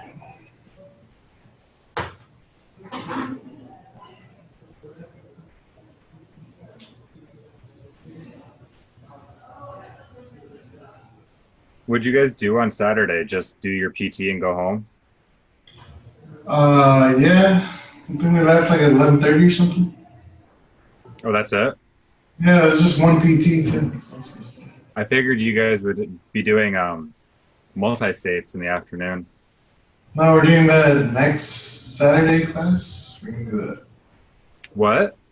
We can do that next Saturday class. You're doing multis?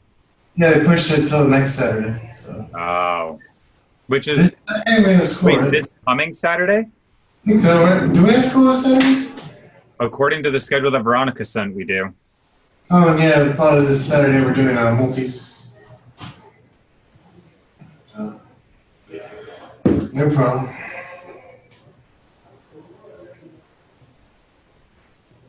So we're going to multis on just first year stuff, I imagine. I don't know, but I kind of want to do them. I mean, it kind of sucks that you guys are going to do them the weekend that I'm not there, because that'll probably be the only weekend that they do multis. All we could do is screen you in for like 3 hours of silence while we do multis. Well, no, I have plans on Saturday. Oh, no. And class would be from like 11 to 3 for me, so it's like the middle of the day. In the middle of all the plans? Yeah. And like, that's why I could have done the Saturday class this week, and I was actually going to do the PT.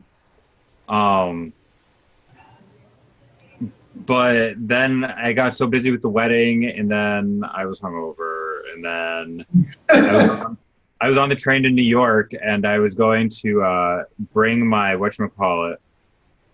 I was going to bring my laptop with me so I could write the PT and like work on trial advocacy. And then I realized I don't want to carry my laptop around New York City and have somebody steal it out of my backpack.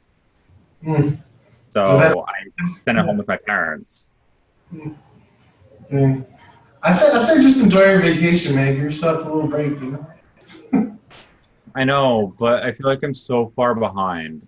Like, I've been reading for wills and trusts, and it is I feel like what she teaches us is a week ahead. Have you gotten that feeling, like, with the reading and stuff like that? I mean... Like, it almost feels like what we're learning, she just talked to us about. That's because she does it on the fly. I mean, I just get what I need from the reading, and then, you know, I'm just going to study the outline anyway after all this is done. Yeah, because, like, this week is about Cyprus, and, like, it's, again, about trust administration and removing trustees, and I feel like she spent a good part talking about removing trustees last week. Yeah, because I think that's how the conversation goes organically, if there's no, like, set outline. Yeah, and so I'm just like, I'm reading it, and I'm like, I feel like I already know this, so it makes it that much harder to read. Yeah. But I'm skipping over a ton of it, because there's a lot of, like, those news article type things. Like, you know how they put those, like, book excerpts in the chapter and stuff like that? And I just skip over all that. I'm like, there's no cases. It doesn't, whatchamacallit, it doesn't teach us any new theories. So I'm not about to waste my time reading these 6 pages that it's about. I mean, chances are she's just going to go through a white book and look at the topics and then see we've covered it, and that's about it. But I don't think she's going to, like, re-teach everything. Well, that's why I'm hoping tomorrow will go fast, because... Yeah, I think her style of teaching is different, though. Her style is, like, I expect you to have already read, so we're not going to reiterate. I'm not going to teach you. We're going to talk about it. So. Yeah, but and I like that because we get done faster, but at the same time, I like the idea of, you know, going through each theory or each, I can't think of the word, but doing it actually and, like, having her teach us it instead of being like, oh, here's a 1-sentence line on it. Okay, next. Yeah, the thing I do miss is the outline. Well, this is I want you to write your blog on the essay, but that's not. Yeah, and we're not getting any kind of an approach for things. We have that's what I'm saying. We got the Barbie outlines from Nicole, but they're not complete. But we got them, and I'm guessing that's how I'm going to try to write. Oh, they're not complete? Do they have blanks in them? I Yeah, haven't 'cause looked at them. you're in the lecture, so if you're not in the lecture, you can't fill in the blanks. So I just Yeah, got- well, I remember Alana telling me that for Barbara, you watch the lectures and fill in the blanks in your outlines. yeah, so I think I'm gonna go on Lexus and get the ones that I think are already completed. So, Oh, okay.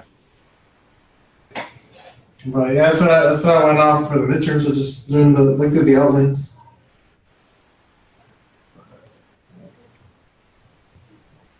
We got 6 more months though. We're good.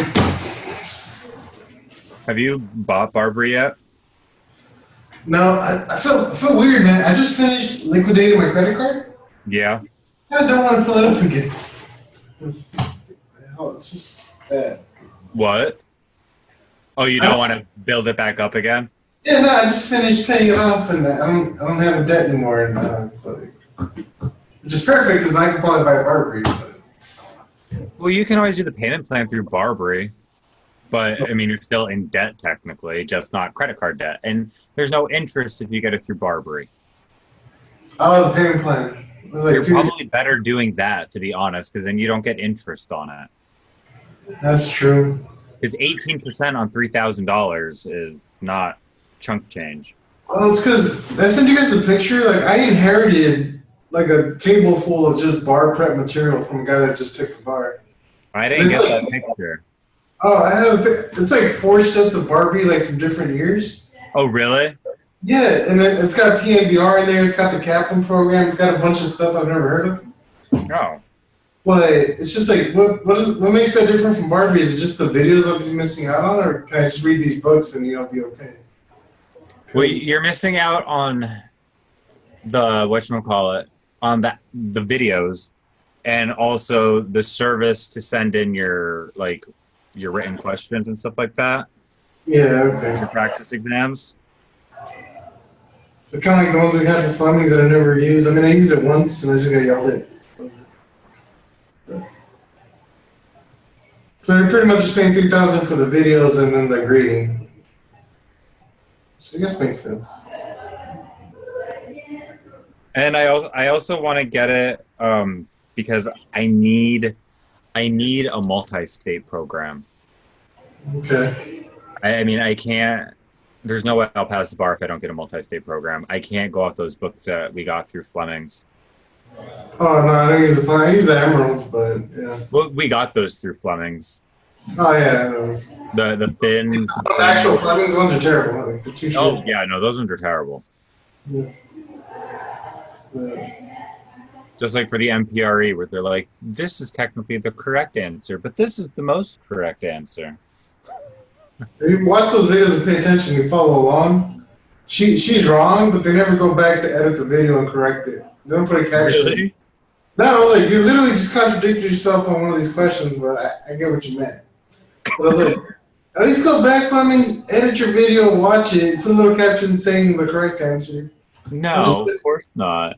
Oh, no, it's charge you how much for your program? It'll take you like an hour to. It'll take you like 4 hours to edit it. I know. And he's not even going to edit it. He's going to have somebody else edit it for him. Exactly. I mean, I'll do it for you. I'll do it for him. Just give me a couple $100. I'll edit your videos. Add a little caption in there.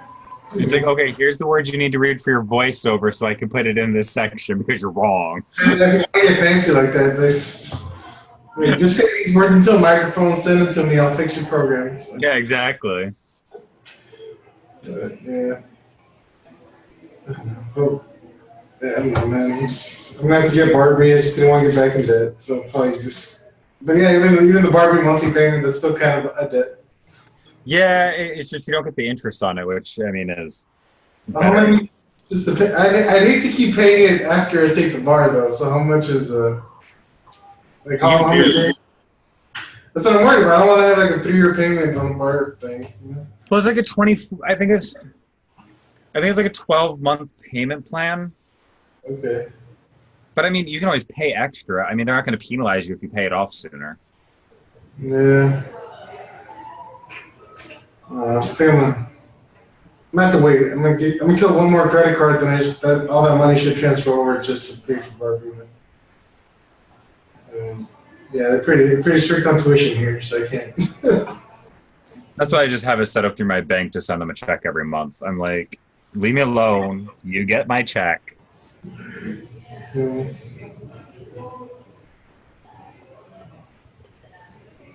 And it's like, well, I get paid like every other Friday, so if it lands on a Monday, I'm like, you're gonna have to wait a week. I mean, Yeah.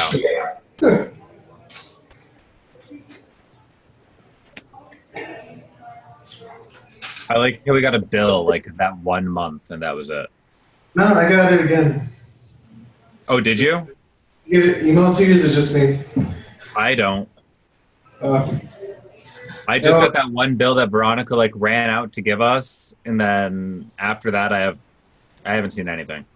no, I think I'm on their watch list for reminders now, because it was just, a bad payer. yeah, pretty much. I think every month, it's just not always on the first Yeah. there.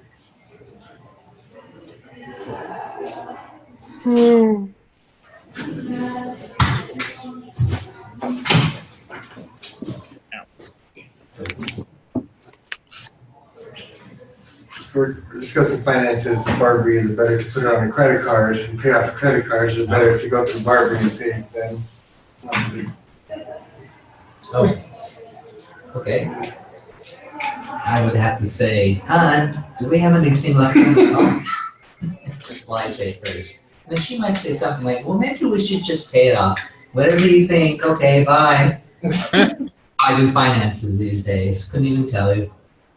You know, it's funny, we filed our taxes because we had to, it's the nature of her business, so she You're a has, little late. well, we got an extension, you know. Oh. In my business, I could file anytime, it's just fear. Hers is, she files late sometimes because of just her situation.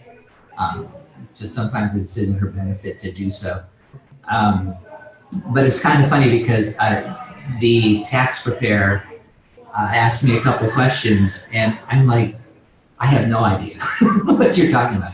And she's like, it's your taxes. It's like, let me try this again. I have no idea what you're talking about. Hon, you need to talk to the tax preparer. So anyways, just whatever you write, I'll sign it. How's that?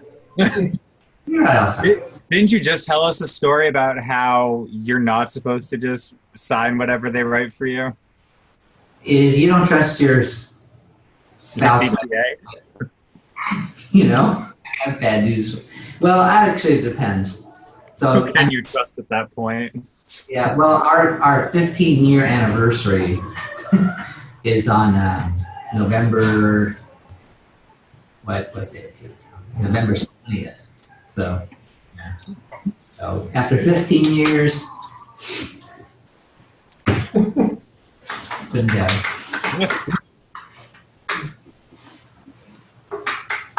On the other hand, right, she's pretty good at money. So, She's pretty good at money, and I'm, you know. So I'm emailing Professor Dole on the list of the books, but he had me look up which books are missing. Oh, really? And some of them are like 6 volumes back. I'm like, it's like 300 bucks a book, so it's gonna be like, yeah. Well, fortunately, you can buy a lot of used books still too. I mean, they're very easy to find used. Yeah, people donate to libraries all the time. So Yeah, the bad part is when, well, the shepherds are really bad. You need a set of those. Those are very expensive. But I don't think you need those anymore. But then the other thing you have to update too is the supplements. Yeah. You know, so those you have to those are harder to find, particularly to use. I mean, finding them, you know, you can do it, it's easy, but when you buy it, you'll just get it with the supplement. But actually filling in the supplements to update some of the books you already have can be a problem. Well, for these, like some of the reporters, they have like the supplement, little thick books on the side. I mean, do you guys need all those as well? Not really. No. No. I mean, get as good as you can, but you know, there comes a point of no return. You know, again, it's that kind of thing where. Plus, we have a library right there within It's some amount of radius, so it's like we're sort of covered anyway in a lot of ways. Although it'd be better to have it on site, I admit that. But you know, I have to just wait until they all go online. So see, that's what makes it such a. I mean, you How put the long money is now school goes there? online next week. I mean, it could happen. So. Do correspondence schools need a Well, theoretically, they have to be within Oh, but just the headquarters has to be. right, but for correspondence, they'll also make allowances for the internet. The online schools and correspondence schools are the two. I think that they make a lot of exceptions for that because you're allowed to do it. I mean, they're definitely, so they have to be realistic. I mean, so the rules are different for every kind of school. Fixed facility, of course, is the, just is. So we're a fixed facility school. Fixed facility. I'll just turn this in real quick and then we'll start. Do we feel like Vincent was here for a telecom or something? I'm sorry? That was like Vincent's spot. Oh, did you sign my name for me? Yeah, I wrote today Okay. you're Mr. Online today. Okay. Okay, I appreciate it. Okay. Make sure I get credit. I am not staying up till midnight for nothing. So I saw a blank earlier. I was like, I should probably fill something in, but I'm not sure.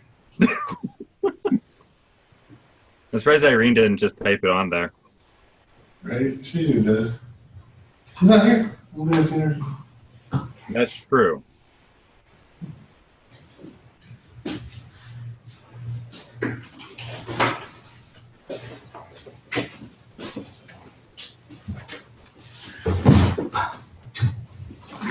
All right. And 7:49. All right. Perfect. Okay.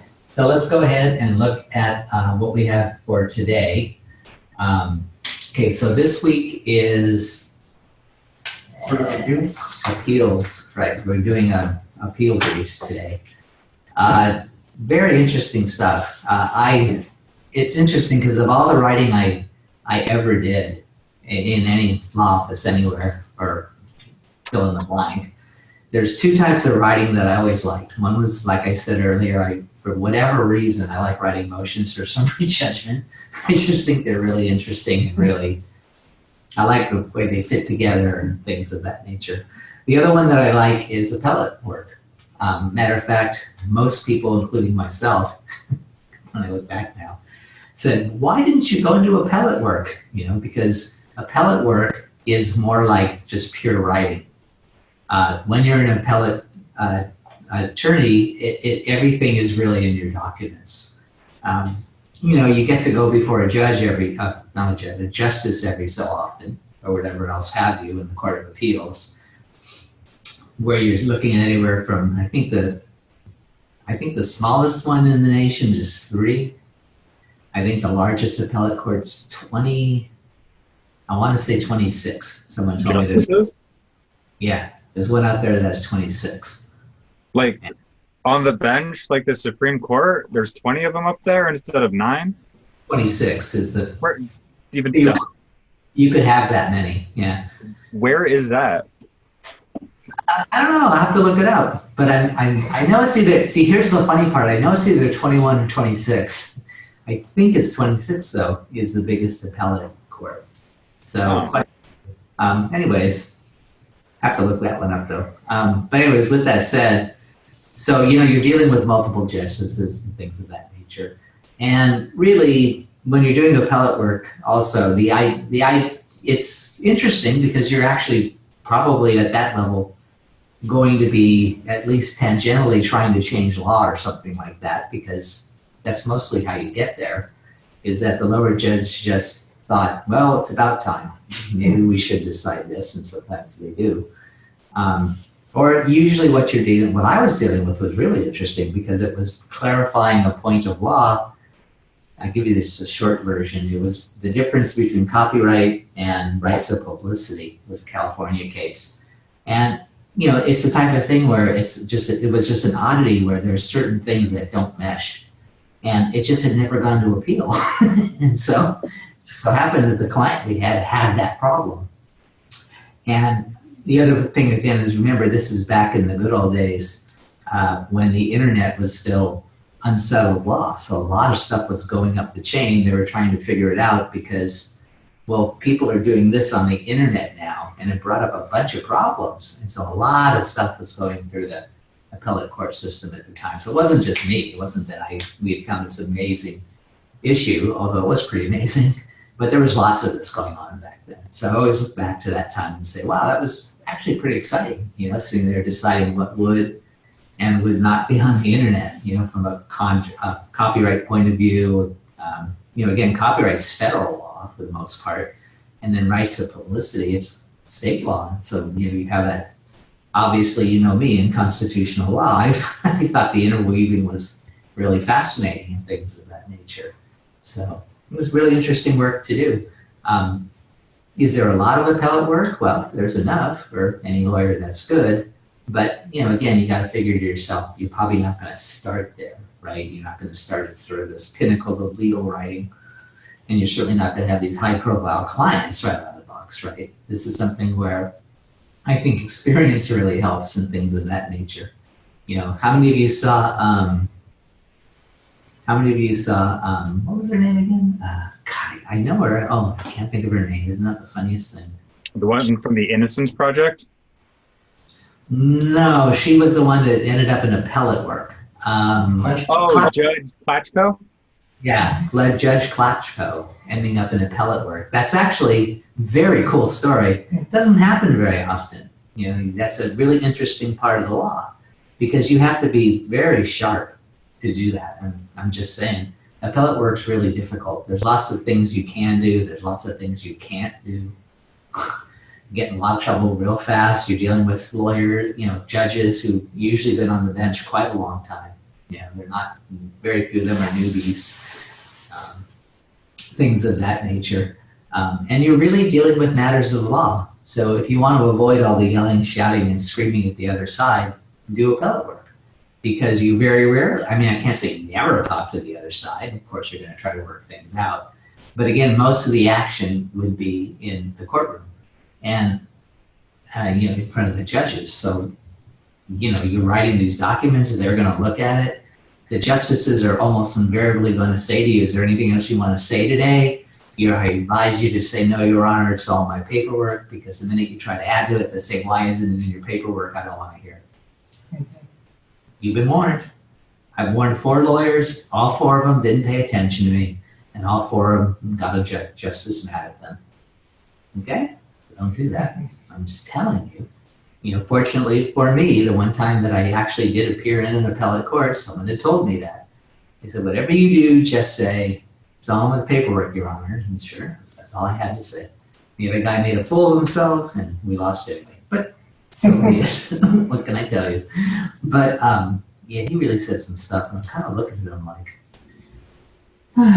anyways, I've never heard the expression before, Your Honor, we're not talking about apples and oranges. We're talking about oranges and battleships here. And I'm looking at him, I'm looking at them. Okay, I missed out on that one. What? Anyways, but with that said though, very interesting work.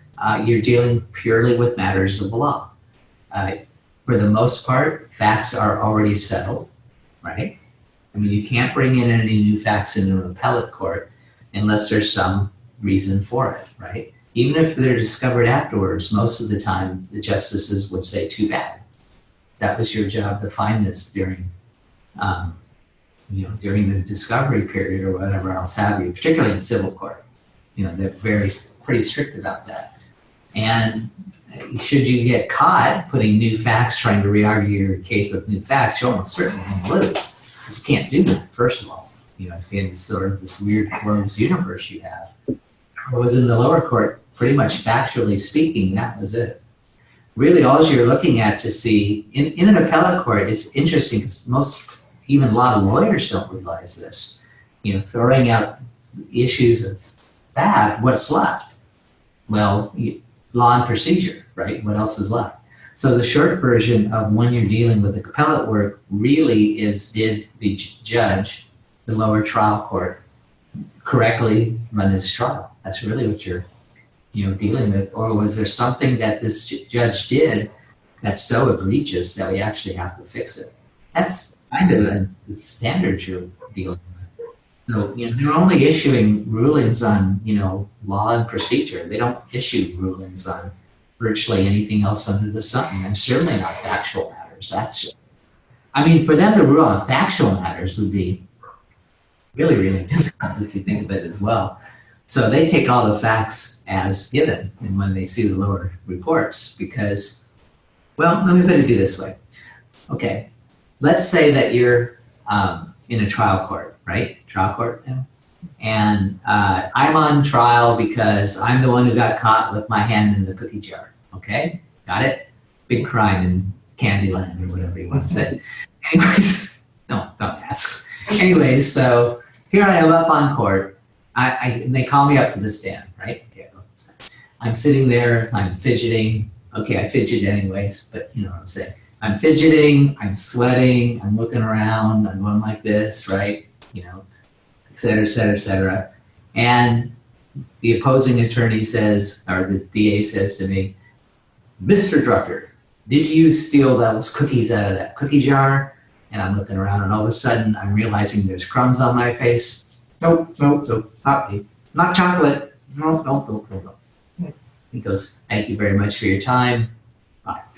Okay, you're in the jury. Did I eat those cookies? Yep. Absolutely, yes. I'm so guilty. I know you did. I'm so guilty, it's a joke, right? Okay, great. Goes up to the appellate court, right? I'm appealing, da-da-da-da-da. What is the justice going to see? All they have is transcripts. So what are they going to see? Mr. Drucker, did you eat that cookie? Nope, not me. Okay, is that the person you want making decisions about fact?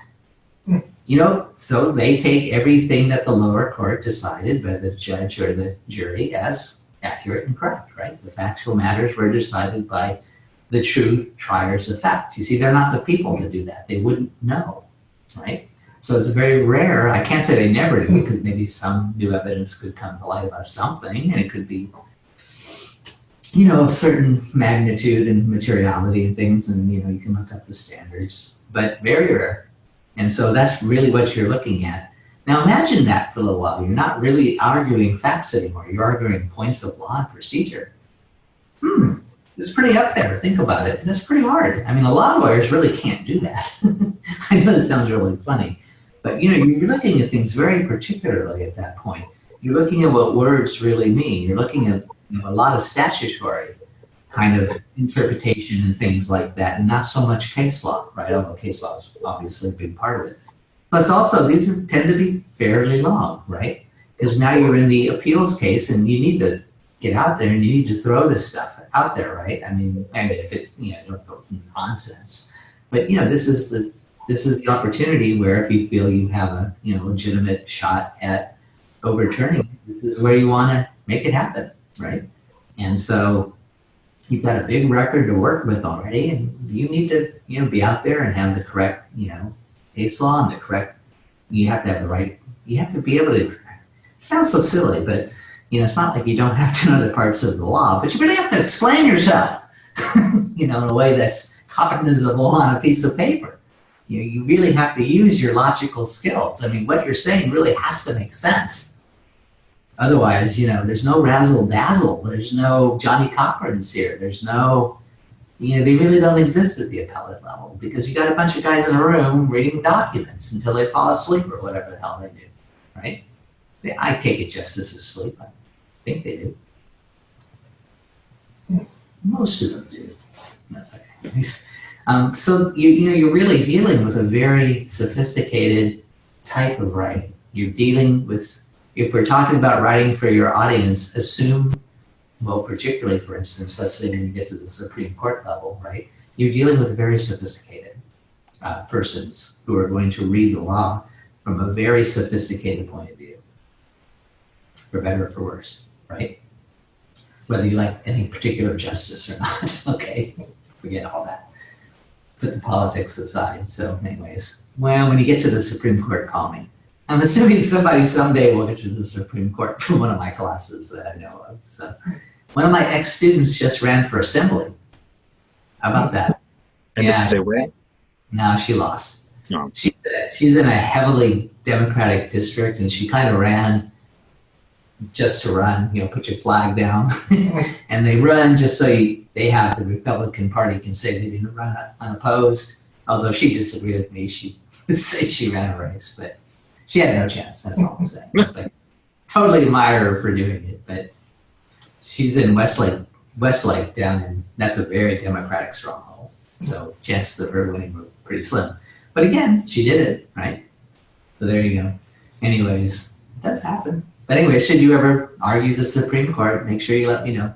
Yeah, I'd like to see that someday. So, anyways, with that said, so this is a very sophisticated type of writing. Lots of rules, lots of regulations. You know, the colors have to be right. It's the whole thing. I mean, it really is something else. I mean, I still remember that first one that I did. Just, you know, it's just so particular. It's just like you're dealing on another level. You know, if you just, and again, trial work's not, I'm not putting it down or anything like that, but appellate work is much more precise, and you know, you just have to sort of take it up a notch, or else you're gonna get killed. You know, you're really most likely going to be dueling with someone who's fairly skilled. Now, with that said, it doesn't always happen. Okay, I mean, I've dealt with some people I don't understand. I mean, it's funny because I haven't done that many appeals, but virtually every appeal that I ever did, the original attorney was the trial attorney, and they fired him, like after his first crushing defeat in the appellate courts, which may or may not have even been against me. And then they'd go out, and what would they do? Hire an appellate lawyer. Pretty smart, huh? So, you know, what can I say? It speaks for itself. But, you know, trial lawyers, for better or for worse, I'm not putting them down, but they write a certain way. You know, they write with juries in mind. They write with, you know, fill in the blank. People who write appellate decisions write with justices in mind. You know, really, you know, I mean, at least I didn't worry so much with the other. I mean, I was worried about what they said, but, you know, again, I was worried about writing for a very sophisticated audience, and I think that's what kind of helped me along, at least when I did them, because I did okay. I won a couple, you know. Lost a couple, won a couple, but yeah. But anyway, but I think that's what helped is I sort of shot high. Didn't worry about what the other attorney was like. Right? Whether they were good, bad, or indifferent. I sort of spoke more directly to the judges than what I thought was their temperament. You know, things of that nature. If that helps at all. Again, very important to know your audiences, right?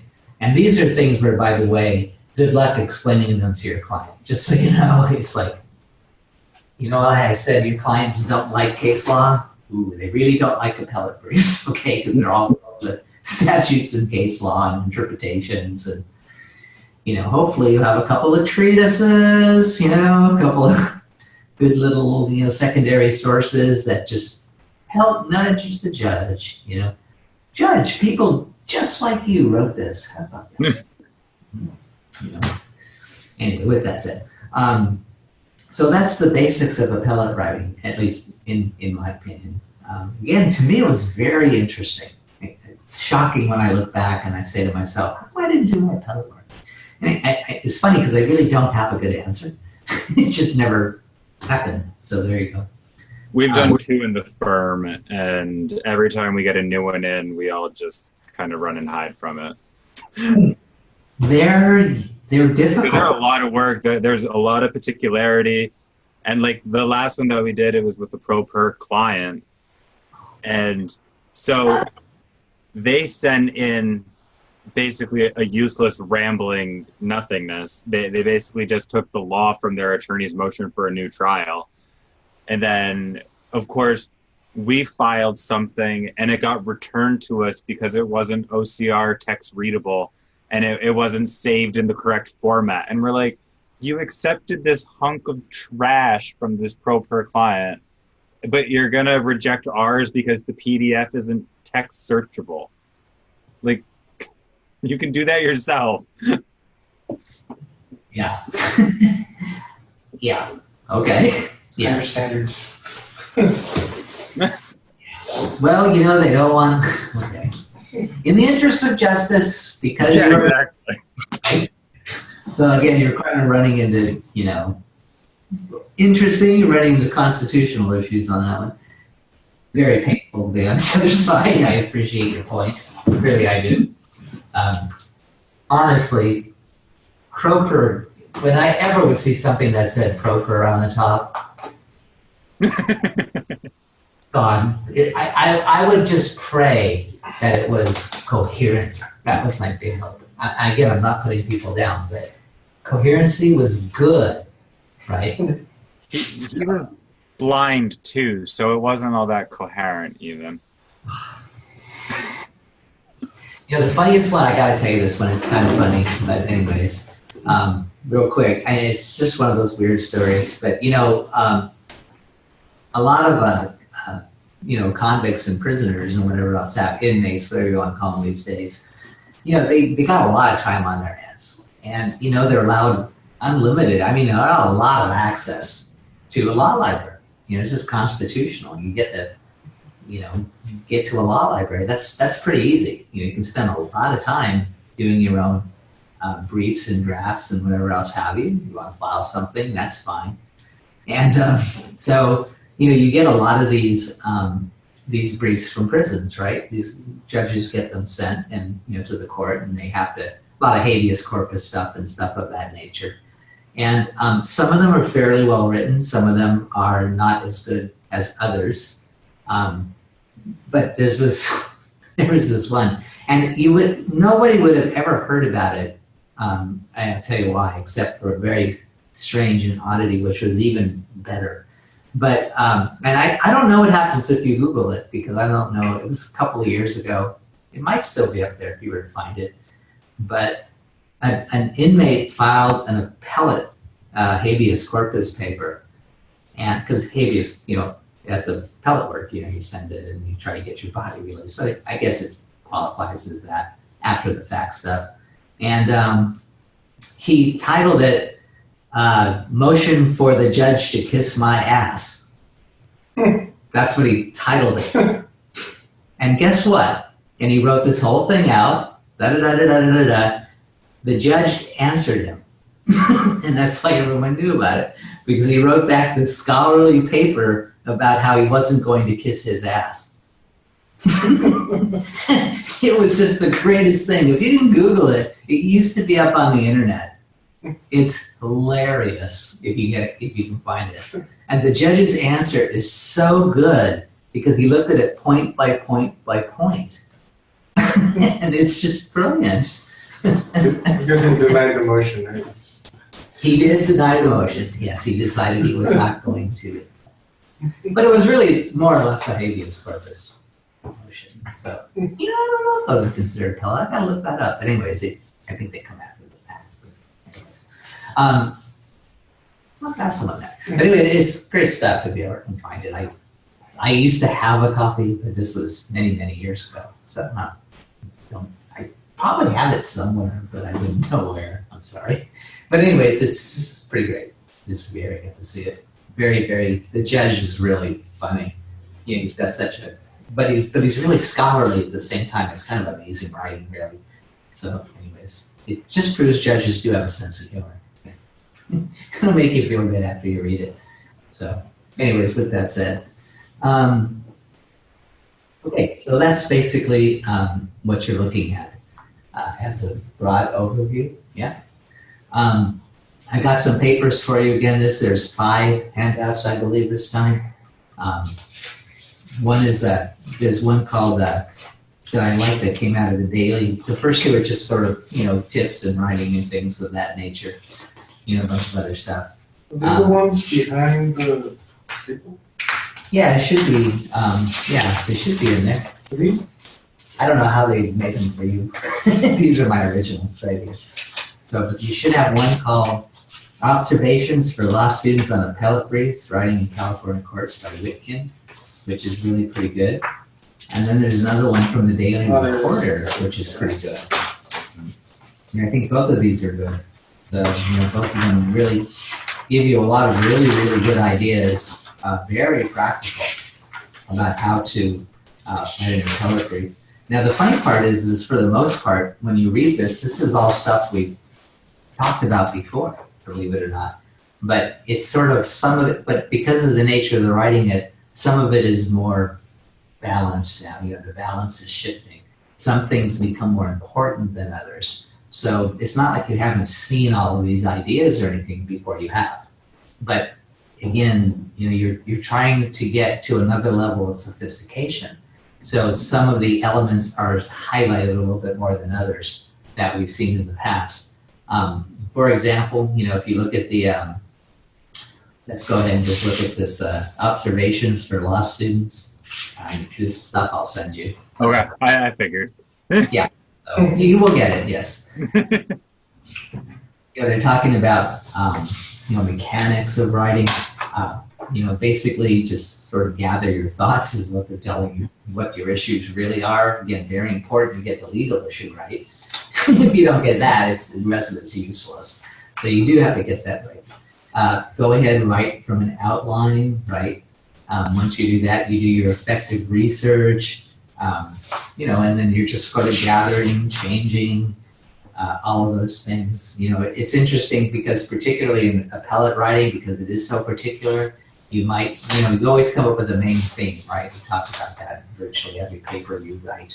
You might find yourself going back to it though, more often than you might think, because you find out that the issue in fact is more particular.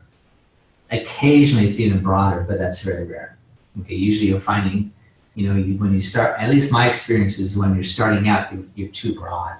You're not really seeing what the real legal issue is. Got to move in closer. So that's what you'll kind of see. Hopefully you'll get to the point where you're arguing about a word. That's about as good as you can do. Like, what is the meaning of, fill in the blank? And you're looking at statutory, with the note, you might even be looking at statutory notes and things like that, what they might have been thinking at the time, the legislators, looking at case law that have taken a stab at that. The very last one I did was really a very interesting appeals brief, which was, and I can't remember, it's funny, I can't remember the exact issue that it came down to. But again, it was one of those weird parts of the law that nobody really knew, but the decision of which made that it was an employee or employee case. The difference was whether the person was going to end up the employee with a right to go to trial and maybe make, sue for a lot of money. Quite a bit, actually. This would have been a real high-profile case, high-money case, or get stuck with, sounds bad, or get stuck with workers' compensation.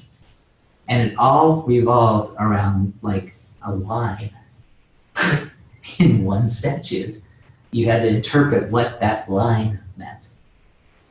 And I remember it was really funny because one of the things the judge even said was, he said, I'm really looking forward to this because I don't even know the answer to this. It's one of those that even he had been thinking about, and he's like, never had it. He knew about the issue, but it had never come before him, and nobody that actually decided what it said. So it was a very interesting case. But again, I remember starting on it and thinking the issue was really, this broad kind of. And by the end I'm done, it's like, we have to figure out what 5 words mean. You know what I'm saying?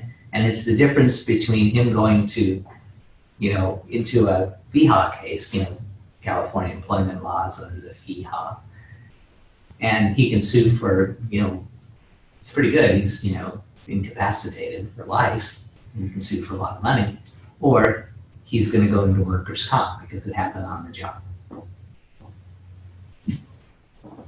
Interesting. That's the nature of appellate work to a great degree. You're not, people always think in appellate work, you're just throwing things against the wall. Don't do that. The judge is not going to appreciate it. They're going to know you're doing it right away. Right? I mean, you may be able to, there are things you are going to throw out, which may not be as strong. But it is curious because every time I've ever done appellate work, it just goes here. And all of a sudden you're like, it's that. And it's really narrow, really, really narrow issues. But anyways, if you like doing that kind of work though, and you can get into it and get a name for yourself, it's good. But you have to be a good writer. You really have to be able to explain yourself. This is, you can't leave anything to doubt. Don't let people conjure things in their mind. I'm not going to, and they won't get it right.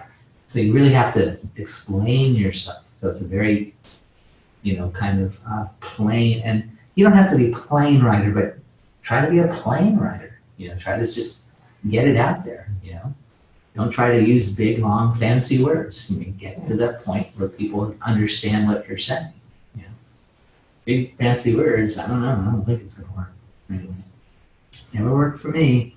One of the other thing that's really interesting about appellate work, just so you know how when you're in law school, nobody really cares about your punctuation and things like that.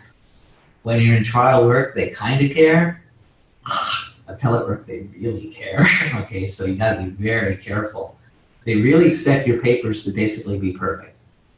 And if you're not, I can't say as a matter of law you're going to lose, but I think the justice is going to think less of you. You have to be very careful at that level. Okay, they really do expect you to have really good citations. They really expect you, if you're quoting, make sure you quote correctly. If you're citing, cite correctly. All that kind of thing. Again, whenever I can tell you that I don't know if this is true. I've never seen it happen, although I have heard it happen, that the worst thing that you want to do in an appellate brief is when you do the table of contents, do not misnumber the pages. I've heard, whatever you do, don't do that. Don't do that. But okay, I think I can do that, right? Or I'll let my paralegal do that. But anyway, they said, don't misnumber the pages. Oh my God, they'll hate you from day one, right? Okay, sounds good to me. Anyway, so again, a lot of accuracy is necessary. A lot of accuracy. They'll catch things that are not accurate. When you quote something from the trial, make sure it's correct. And don't try to make it into something it's not. They'll catch that. They've got the same writing you do. Right? It's very hard, not impossible, and sometimes it's actually a good thing, and you're entitled to your opinion, right? You're entitled to think it's good, bad for your client. But watch spinning things, right? Justices are just like people who watch news. They don't like it when you're offering them stupid explanations for why white is black and black is white. They're going to catch that, and they're not going to appreciate it. Seriously. Would you? Of course not. So, you got to be very, in my opinion, you got to be very respectful of that. It's not a good idea because, you're insulting their intelligence. Do you think that's a good idea? It's not. So don't do that. That's crazy. Anyways, candor and fairness in your appellate briefs, do not take shots at the other attorney. Again, that's a no-no. That's absolutely no. Do not do that. Okay, they're not going to appreciate it. They're going to think you're an amateur. All right, you've got to stay up here somewhere. Candor and fairness is the way that it goes, okay?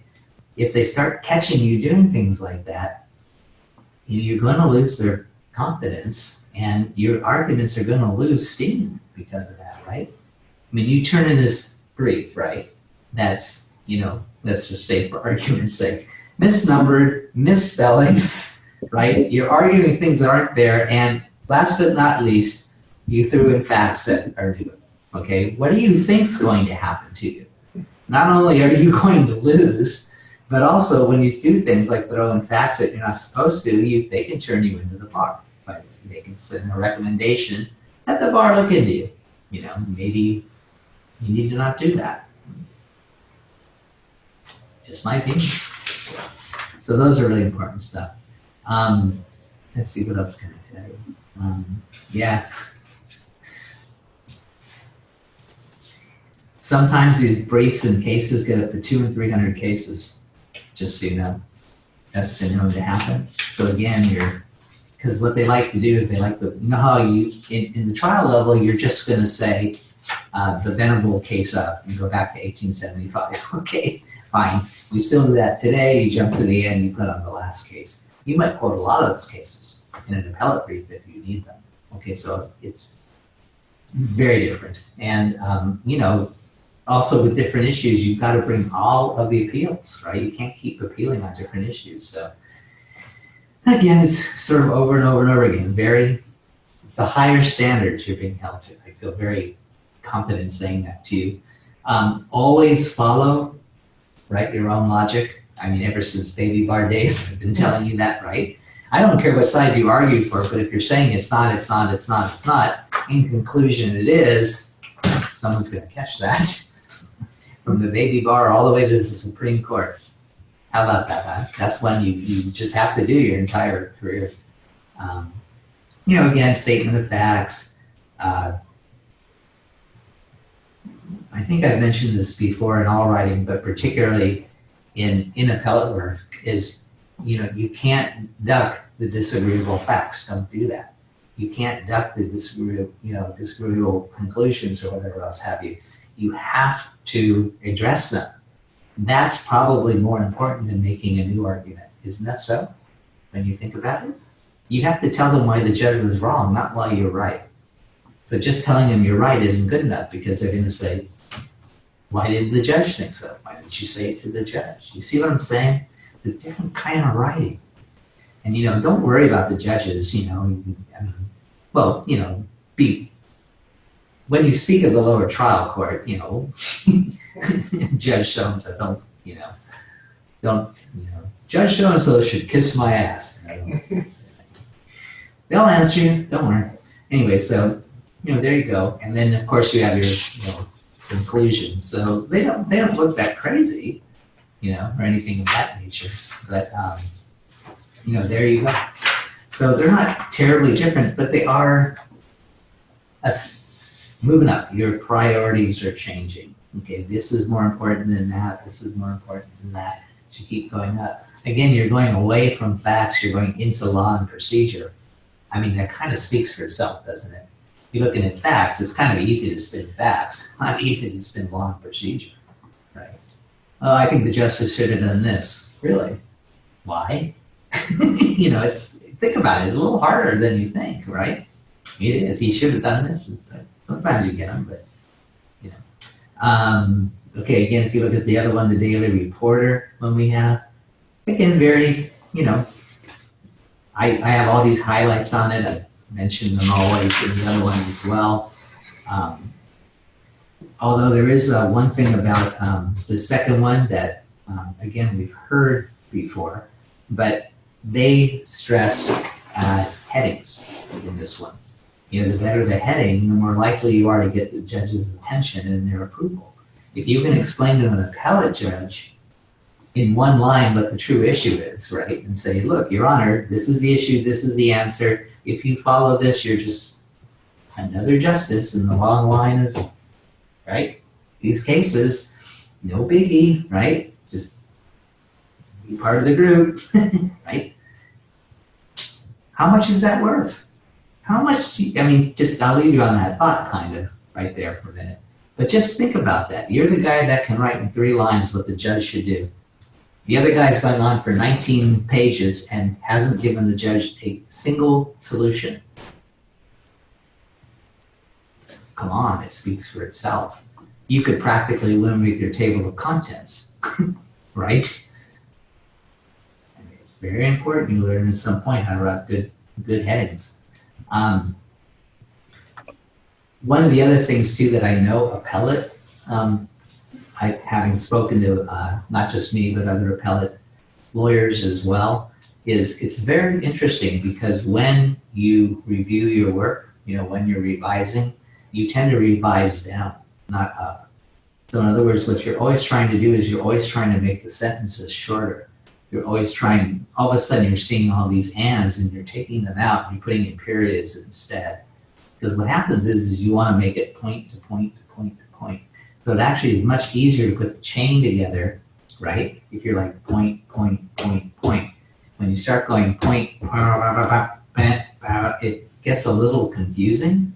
And an and can be a very dangerous connector depending on 2 thoughts you're trying to connect that may not be all that connected. And so what I have found to be true, and I've actually spoken to other attorneys about this, is particularly, in all work, to be honest with you, in all your work, you should be thinking about that, I think. But particularly in appellate work, it's like you're really consciously thinking about how do I make this shorter? Because shorter usually means more precise. It usually means more, and that's good in appellate work. It's good in all your work, but in appellate work, it's really good. You see what I'm saying? So again, you're going to do all these things, but in appellate work, it becomes more important, I think, than in your lower writing. But again, I'm sure several trial attorneys will disagree with me on that one, but that's okay. Anyways, with that said, and the thing is you only have so many pages, then you get cut off. You know that, right? And so again, it's a good technique to do. It's just it's editing becomes an attorney that can't edit their own work really can't do appellate work.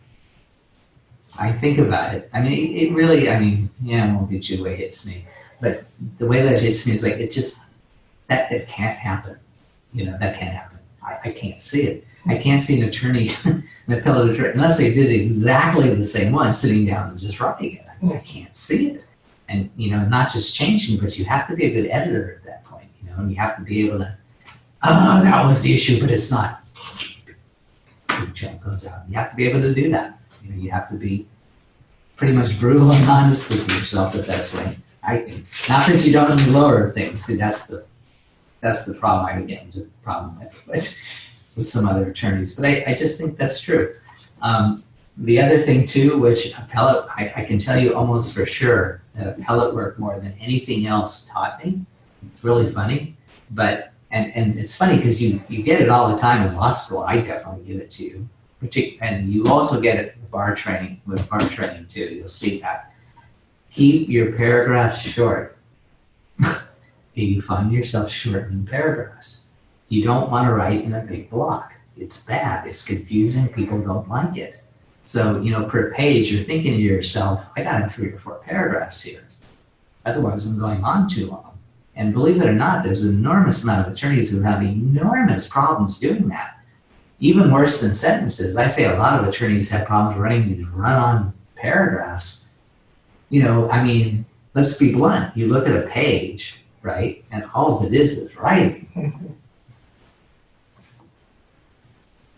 What do you think is going to happen? You're not going to get off on the right foot. I can tell you that right now, right? Am I right? I'm right on that one, right? So learn this paper. This is a good chance to learn to write shorter sentences. This is a good paper to try to write shorter paragraphs. Think about, again, for this, not that I don't want you to do it for all your papers, but think about this paper as quote correctly, cite correctly, spell correctly. This is your chance to do all that on a different level. Nobody here, to my knowledge, I'm not sure, I can't tell you for sure, but I don't think anyone here up until this day has actually asked you to do that.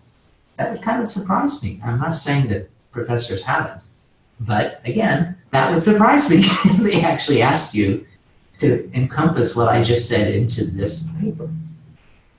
Write shorter sentences, write shorter paragraphs, write better headings, write citations that are correct. Now, of course, you can't really cite anything in this. It's a simplicity in your next assignment, but you see what I'm saying, right? Just try to write a better paper for this one, and try to think to yourself, I'm not only am I writing for a judge, I'm writing for an appellate judge, which I would argue is probably worse for the average attorney because they're going to be very picky. They're going to be, the chances of them, most of the time they already know what you're writing about, so I don't know. You're going to have to really impress them, I think, yeah. You're asking them to tell a judge they were wrong. You also might be asking them to change the law. Think about it. That's really what appeals do. You're certainly at a minimum asking them to change a decision that's already been made. That in and of itself is, let me just put it to you this way. What's more difficult? Trial court where you get the decision or getting someone to overturn the decision that's already been made? Speaks for itself, right? Way harder to the appellate level. It's already been made. Why should I change this? All I have to say is denied, and I can move off it today. Think of what it's worth. Anyway. A couple other papers I had for you. I'm not going to go over them, but you're more than welcome to take a peek at them. If you do have any questions, ask me. They're fairly straightforward. This is a Court of Appeals example. if you do go to the 4th appellate district, what you'll see on this is you'll see little boxes that tell you how to write one, how they want you to write them. Anyway, so, with that said, this is the County of San Diego, so they have a whole bunch of documents like this, not just appellate briefs, they got a bunch of other things you can write. And they actually give you these little boxes, and it tells you how to write them out as if you were a layman.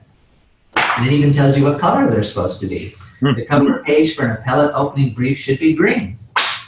So when you file them, you file the briefs with different colors, just so you know, depending on who and what you're doing. So they better be right. And they tell you all these different things. And actually, it's quite good. If you actually read some of the comments, it's like, some of them are real simple, don't get me wrong, but some of them are like that. You'd actually be pretty capable of writing an appellate brief that would be submittable to the appellate division in San Diego.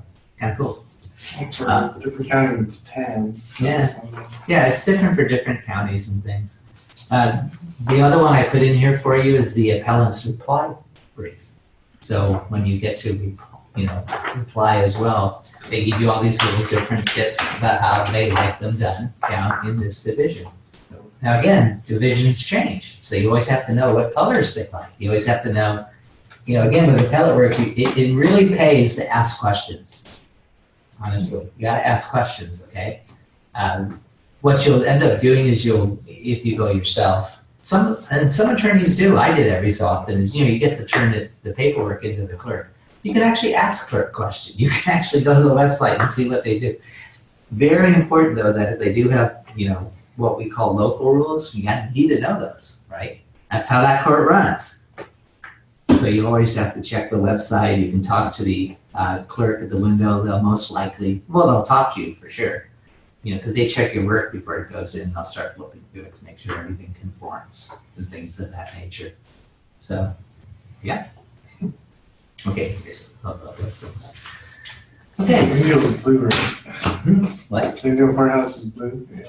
Yeah, well, those are called bluebacks. Yeah, for the courthouse, so they're always blue. That's how you know it's for lower court. Yeah, because it's a blue back.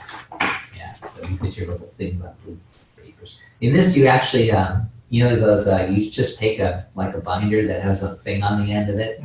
The plastic, what do you call those again? It's just a cover and you put the plastic over it. That's true. And that's what you use. And you get green paper or tan paper or red paper.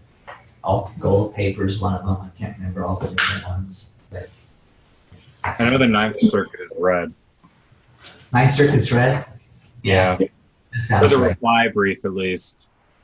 Yeah, that's possible. I mean, they're all different. That's the thing. And so, but you have to know because they're not standardized. I'm pretty under the impression they're not standard for every court. Yeah, what they did for us is we sent in an electronic copy. They okayed the electronic copy, and then they sent back the instructions, specifically laying out how many copies we needed and what colors everything had to be. And how nice! Wow, we've come a long way since my day. Yeah. Originally, if putting in appellate briefs, you actually would go down to the court at least once and just talk to the clerk just to make sure. You could just take notes, and they would tell you. Yeah, no, now you just call them, and they're really nice because they know nobody knows what they're doing. Nobody knows what they're doing. Yeah. When I dropped off my first set of appellate paperwork, and I was like, and the clerk started flipping through it, and I said, "What are you doing?" I mean, I was like, that kind of thing. So I just kept thinking to myself, okay, don't worry if it doesn't conform. It's due tomorrow. It's not due today. You didn't come the last day. You went one day early. Yeah, and they give you a correction period now. So you can submit it on the last day that it's due, and then if there's a formatting issue, they'll say it needs to be fixed by end of day tomorrow or something like that. Oh man, in my day, it back and you went home. And then you had to go write an appeal, please let me turn this in. You knew. Yeah. Probably would. I don't know. Anyways, okay. And I tell you what, because Will's not here, and because you don't have a copy of this yet, we won't go over the memo today. Okay, so you're kind of on your own today. Okay. Anyways, but the one we have is People versus Wills. Yeah. And it's, it's an interesting case. I think you'll like it. The facts themselves are pretty interesting. This is a 3-hour one. It's not terrible. I think structurally it's not very different. Okay, you'll see it's pretty close. But again, this is your opportunity to go ahead and above and beyond what it actually says there's 2 memos you have to read for this one. But go ahead and try to hold yourself to this higher standard that I explained today. Okay, again, it's really not that hard. I'm really not asking you to do anything that difficult. I'm really just asking you to be aware of it in a way that you may not have been aware of it before, because, and again, I'm not putting down other people or lawyers or anything, but when it comes to trial courts, I've seen it all. Okay, I've seen documents that are so bad. I told you about that one where the guy was like, just every other word was ripoff. Mm-hmm. I'm like, would you please, at a minimum, do me a huge favor before I respond? Would you I looked in Black's Law Dictionary. I can't find ripoff. What does that mean to you? Term unconscionable. Fine. Whatever it was. But I'm just like, what do you want me to do? This is a ripoff. Okay, let me look it up. I just can't find any section anywhere in copyright law that says ripoff. I'm sorry. What the hell are you talking about? I'm gonna kill him. Anyways, but one of many. Many lawyers. Anyways, but this guy was just really a piece of work. He was one of the guys that was the lower court. The minute it went to appeal, he was out. They realized that I kept thinking to myself, he's going to file the appeal now. This guy can barely write. The justices are going to get really mad at him. Imagine my disappointment when what came in the mail, a really nice package, really nice form with a really nice, I hired a real law firm. Oh, darn. Life was good. What can I tell you, right? All right. Are there any other questions for today? Okay, so let's call it then today. Yeah, good. All right. And so again, send off an email. I got 4. I'll flip back to you. Yeah, I sent you the email, so you should have it. Perfect. Okay. All right. I'll see you guys later. Okay. Have a good time. Be at peace. All right. Yeah, that's all for today. Thanks, Professor. We could go another, do the thing and everything, but Will's not here. He doesn't even have to take over here. Well, I got time to write it, but I'm gonna look at the sample answers and see what mine is missing. Oh yeah, for sure. Should be remembered. Oh, did you write it? Yeah. Good for you. I will remember that. I will remember that kindly. Well, no, I forget to write one. It's okay. Okay. So that too. Good job.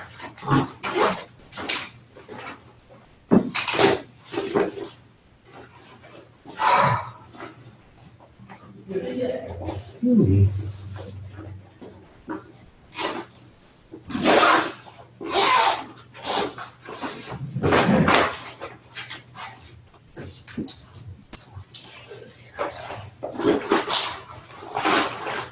Did you?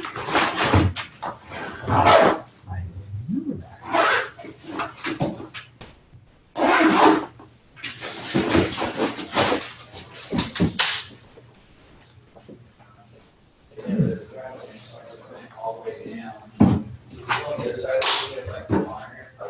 Yeah, just cruise on that and once on the highway, until you see it. Until you see it, yeah, exactly. That's a good thing.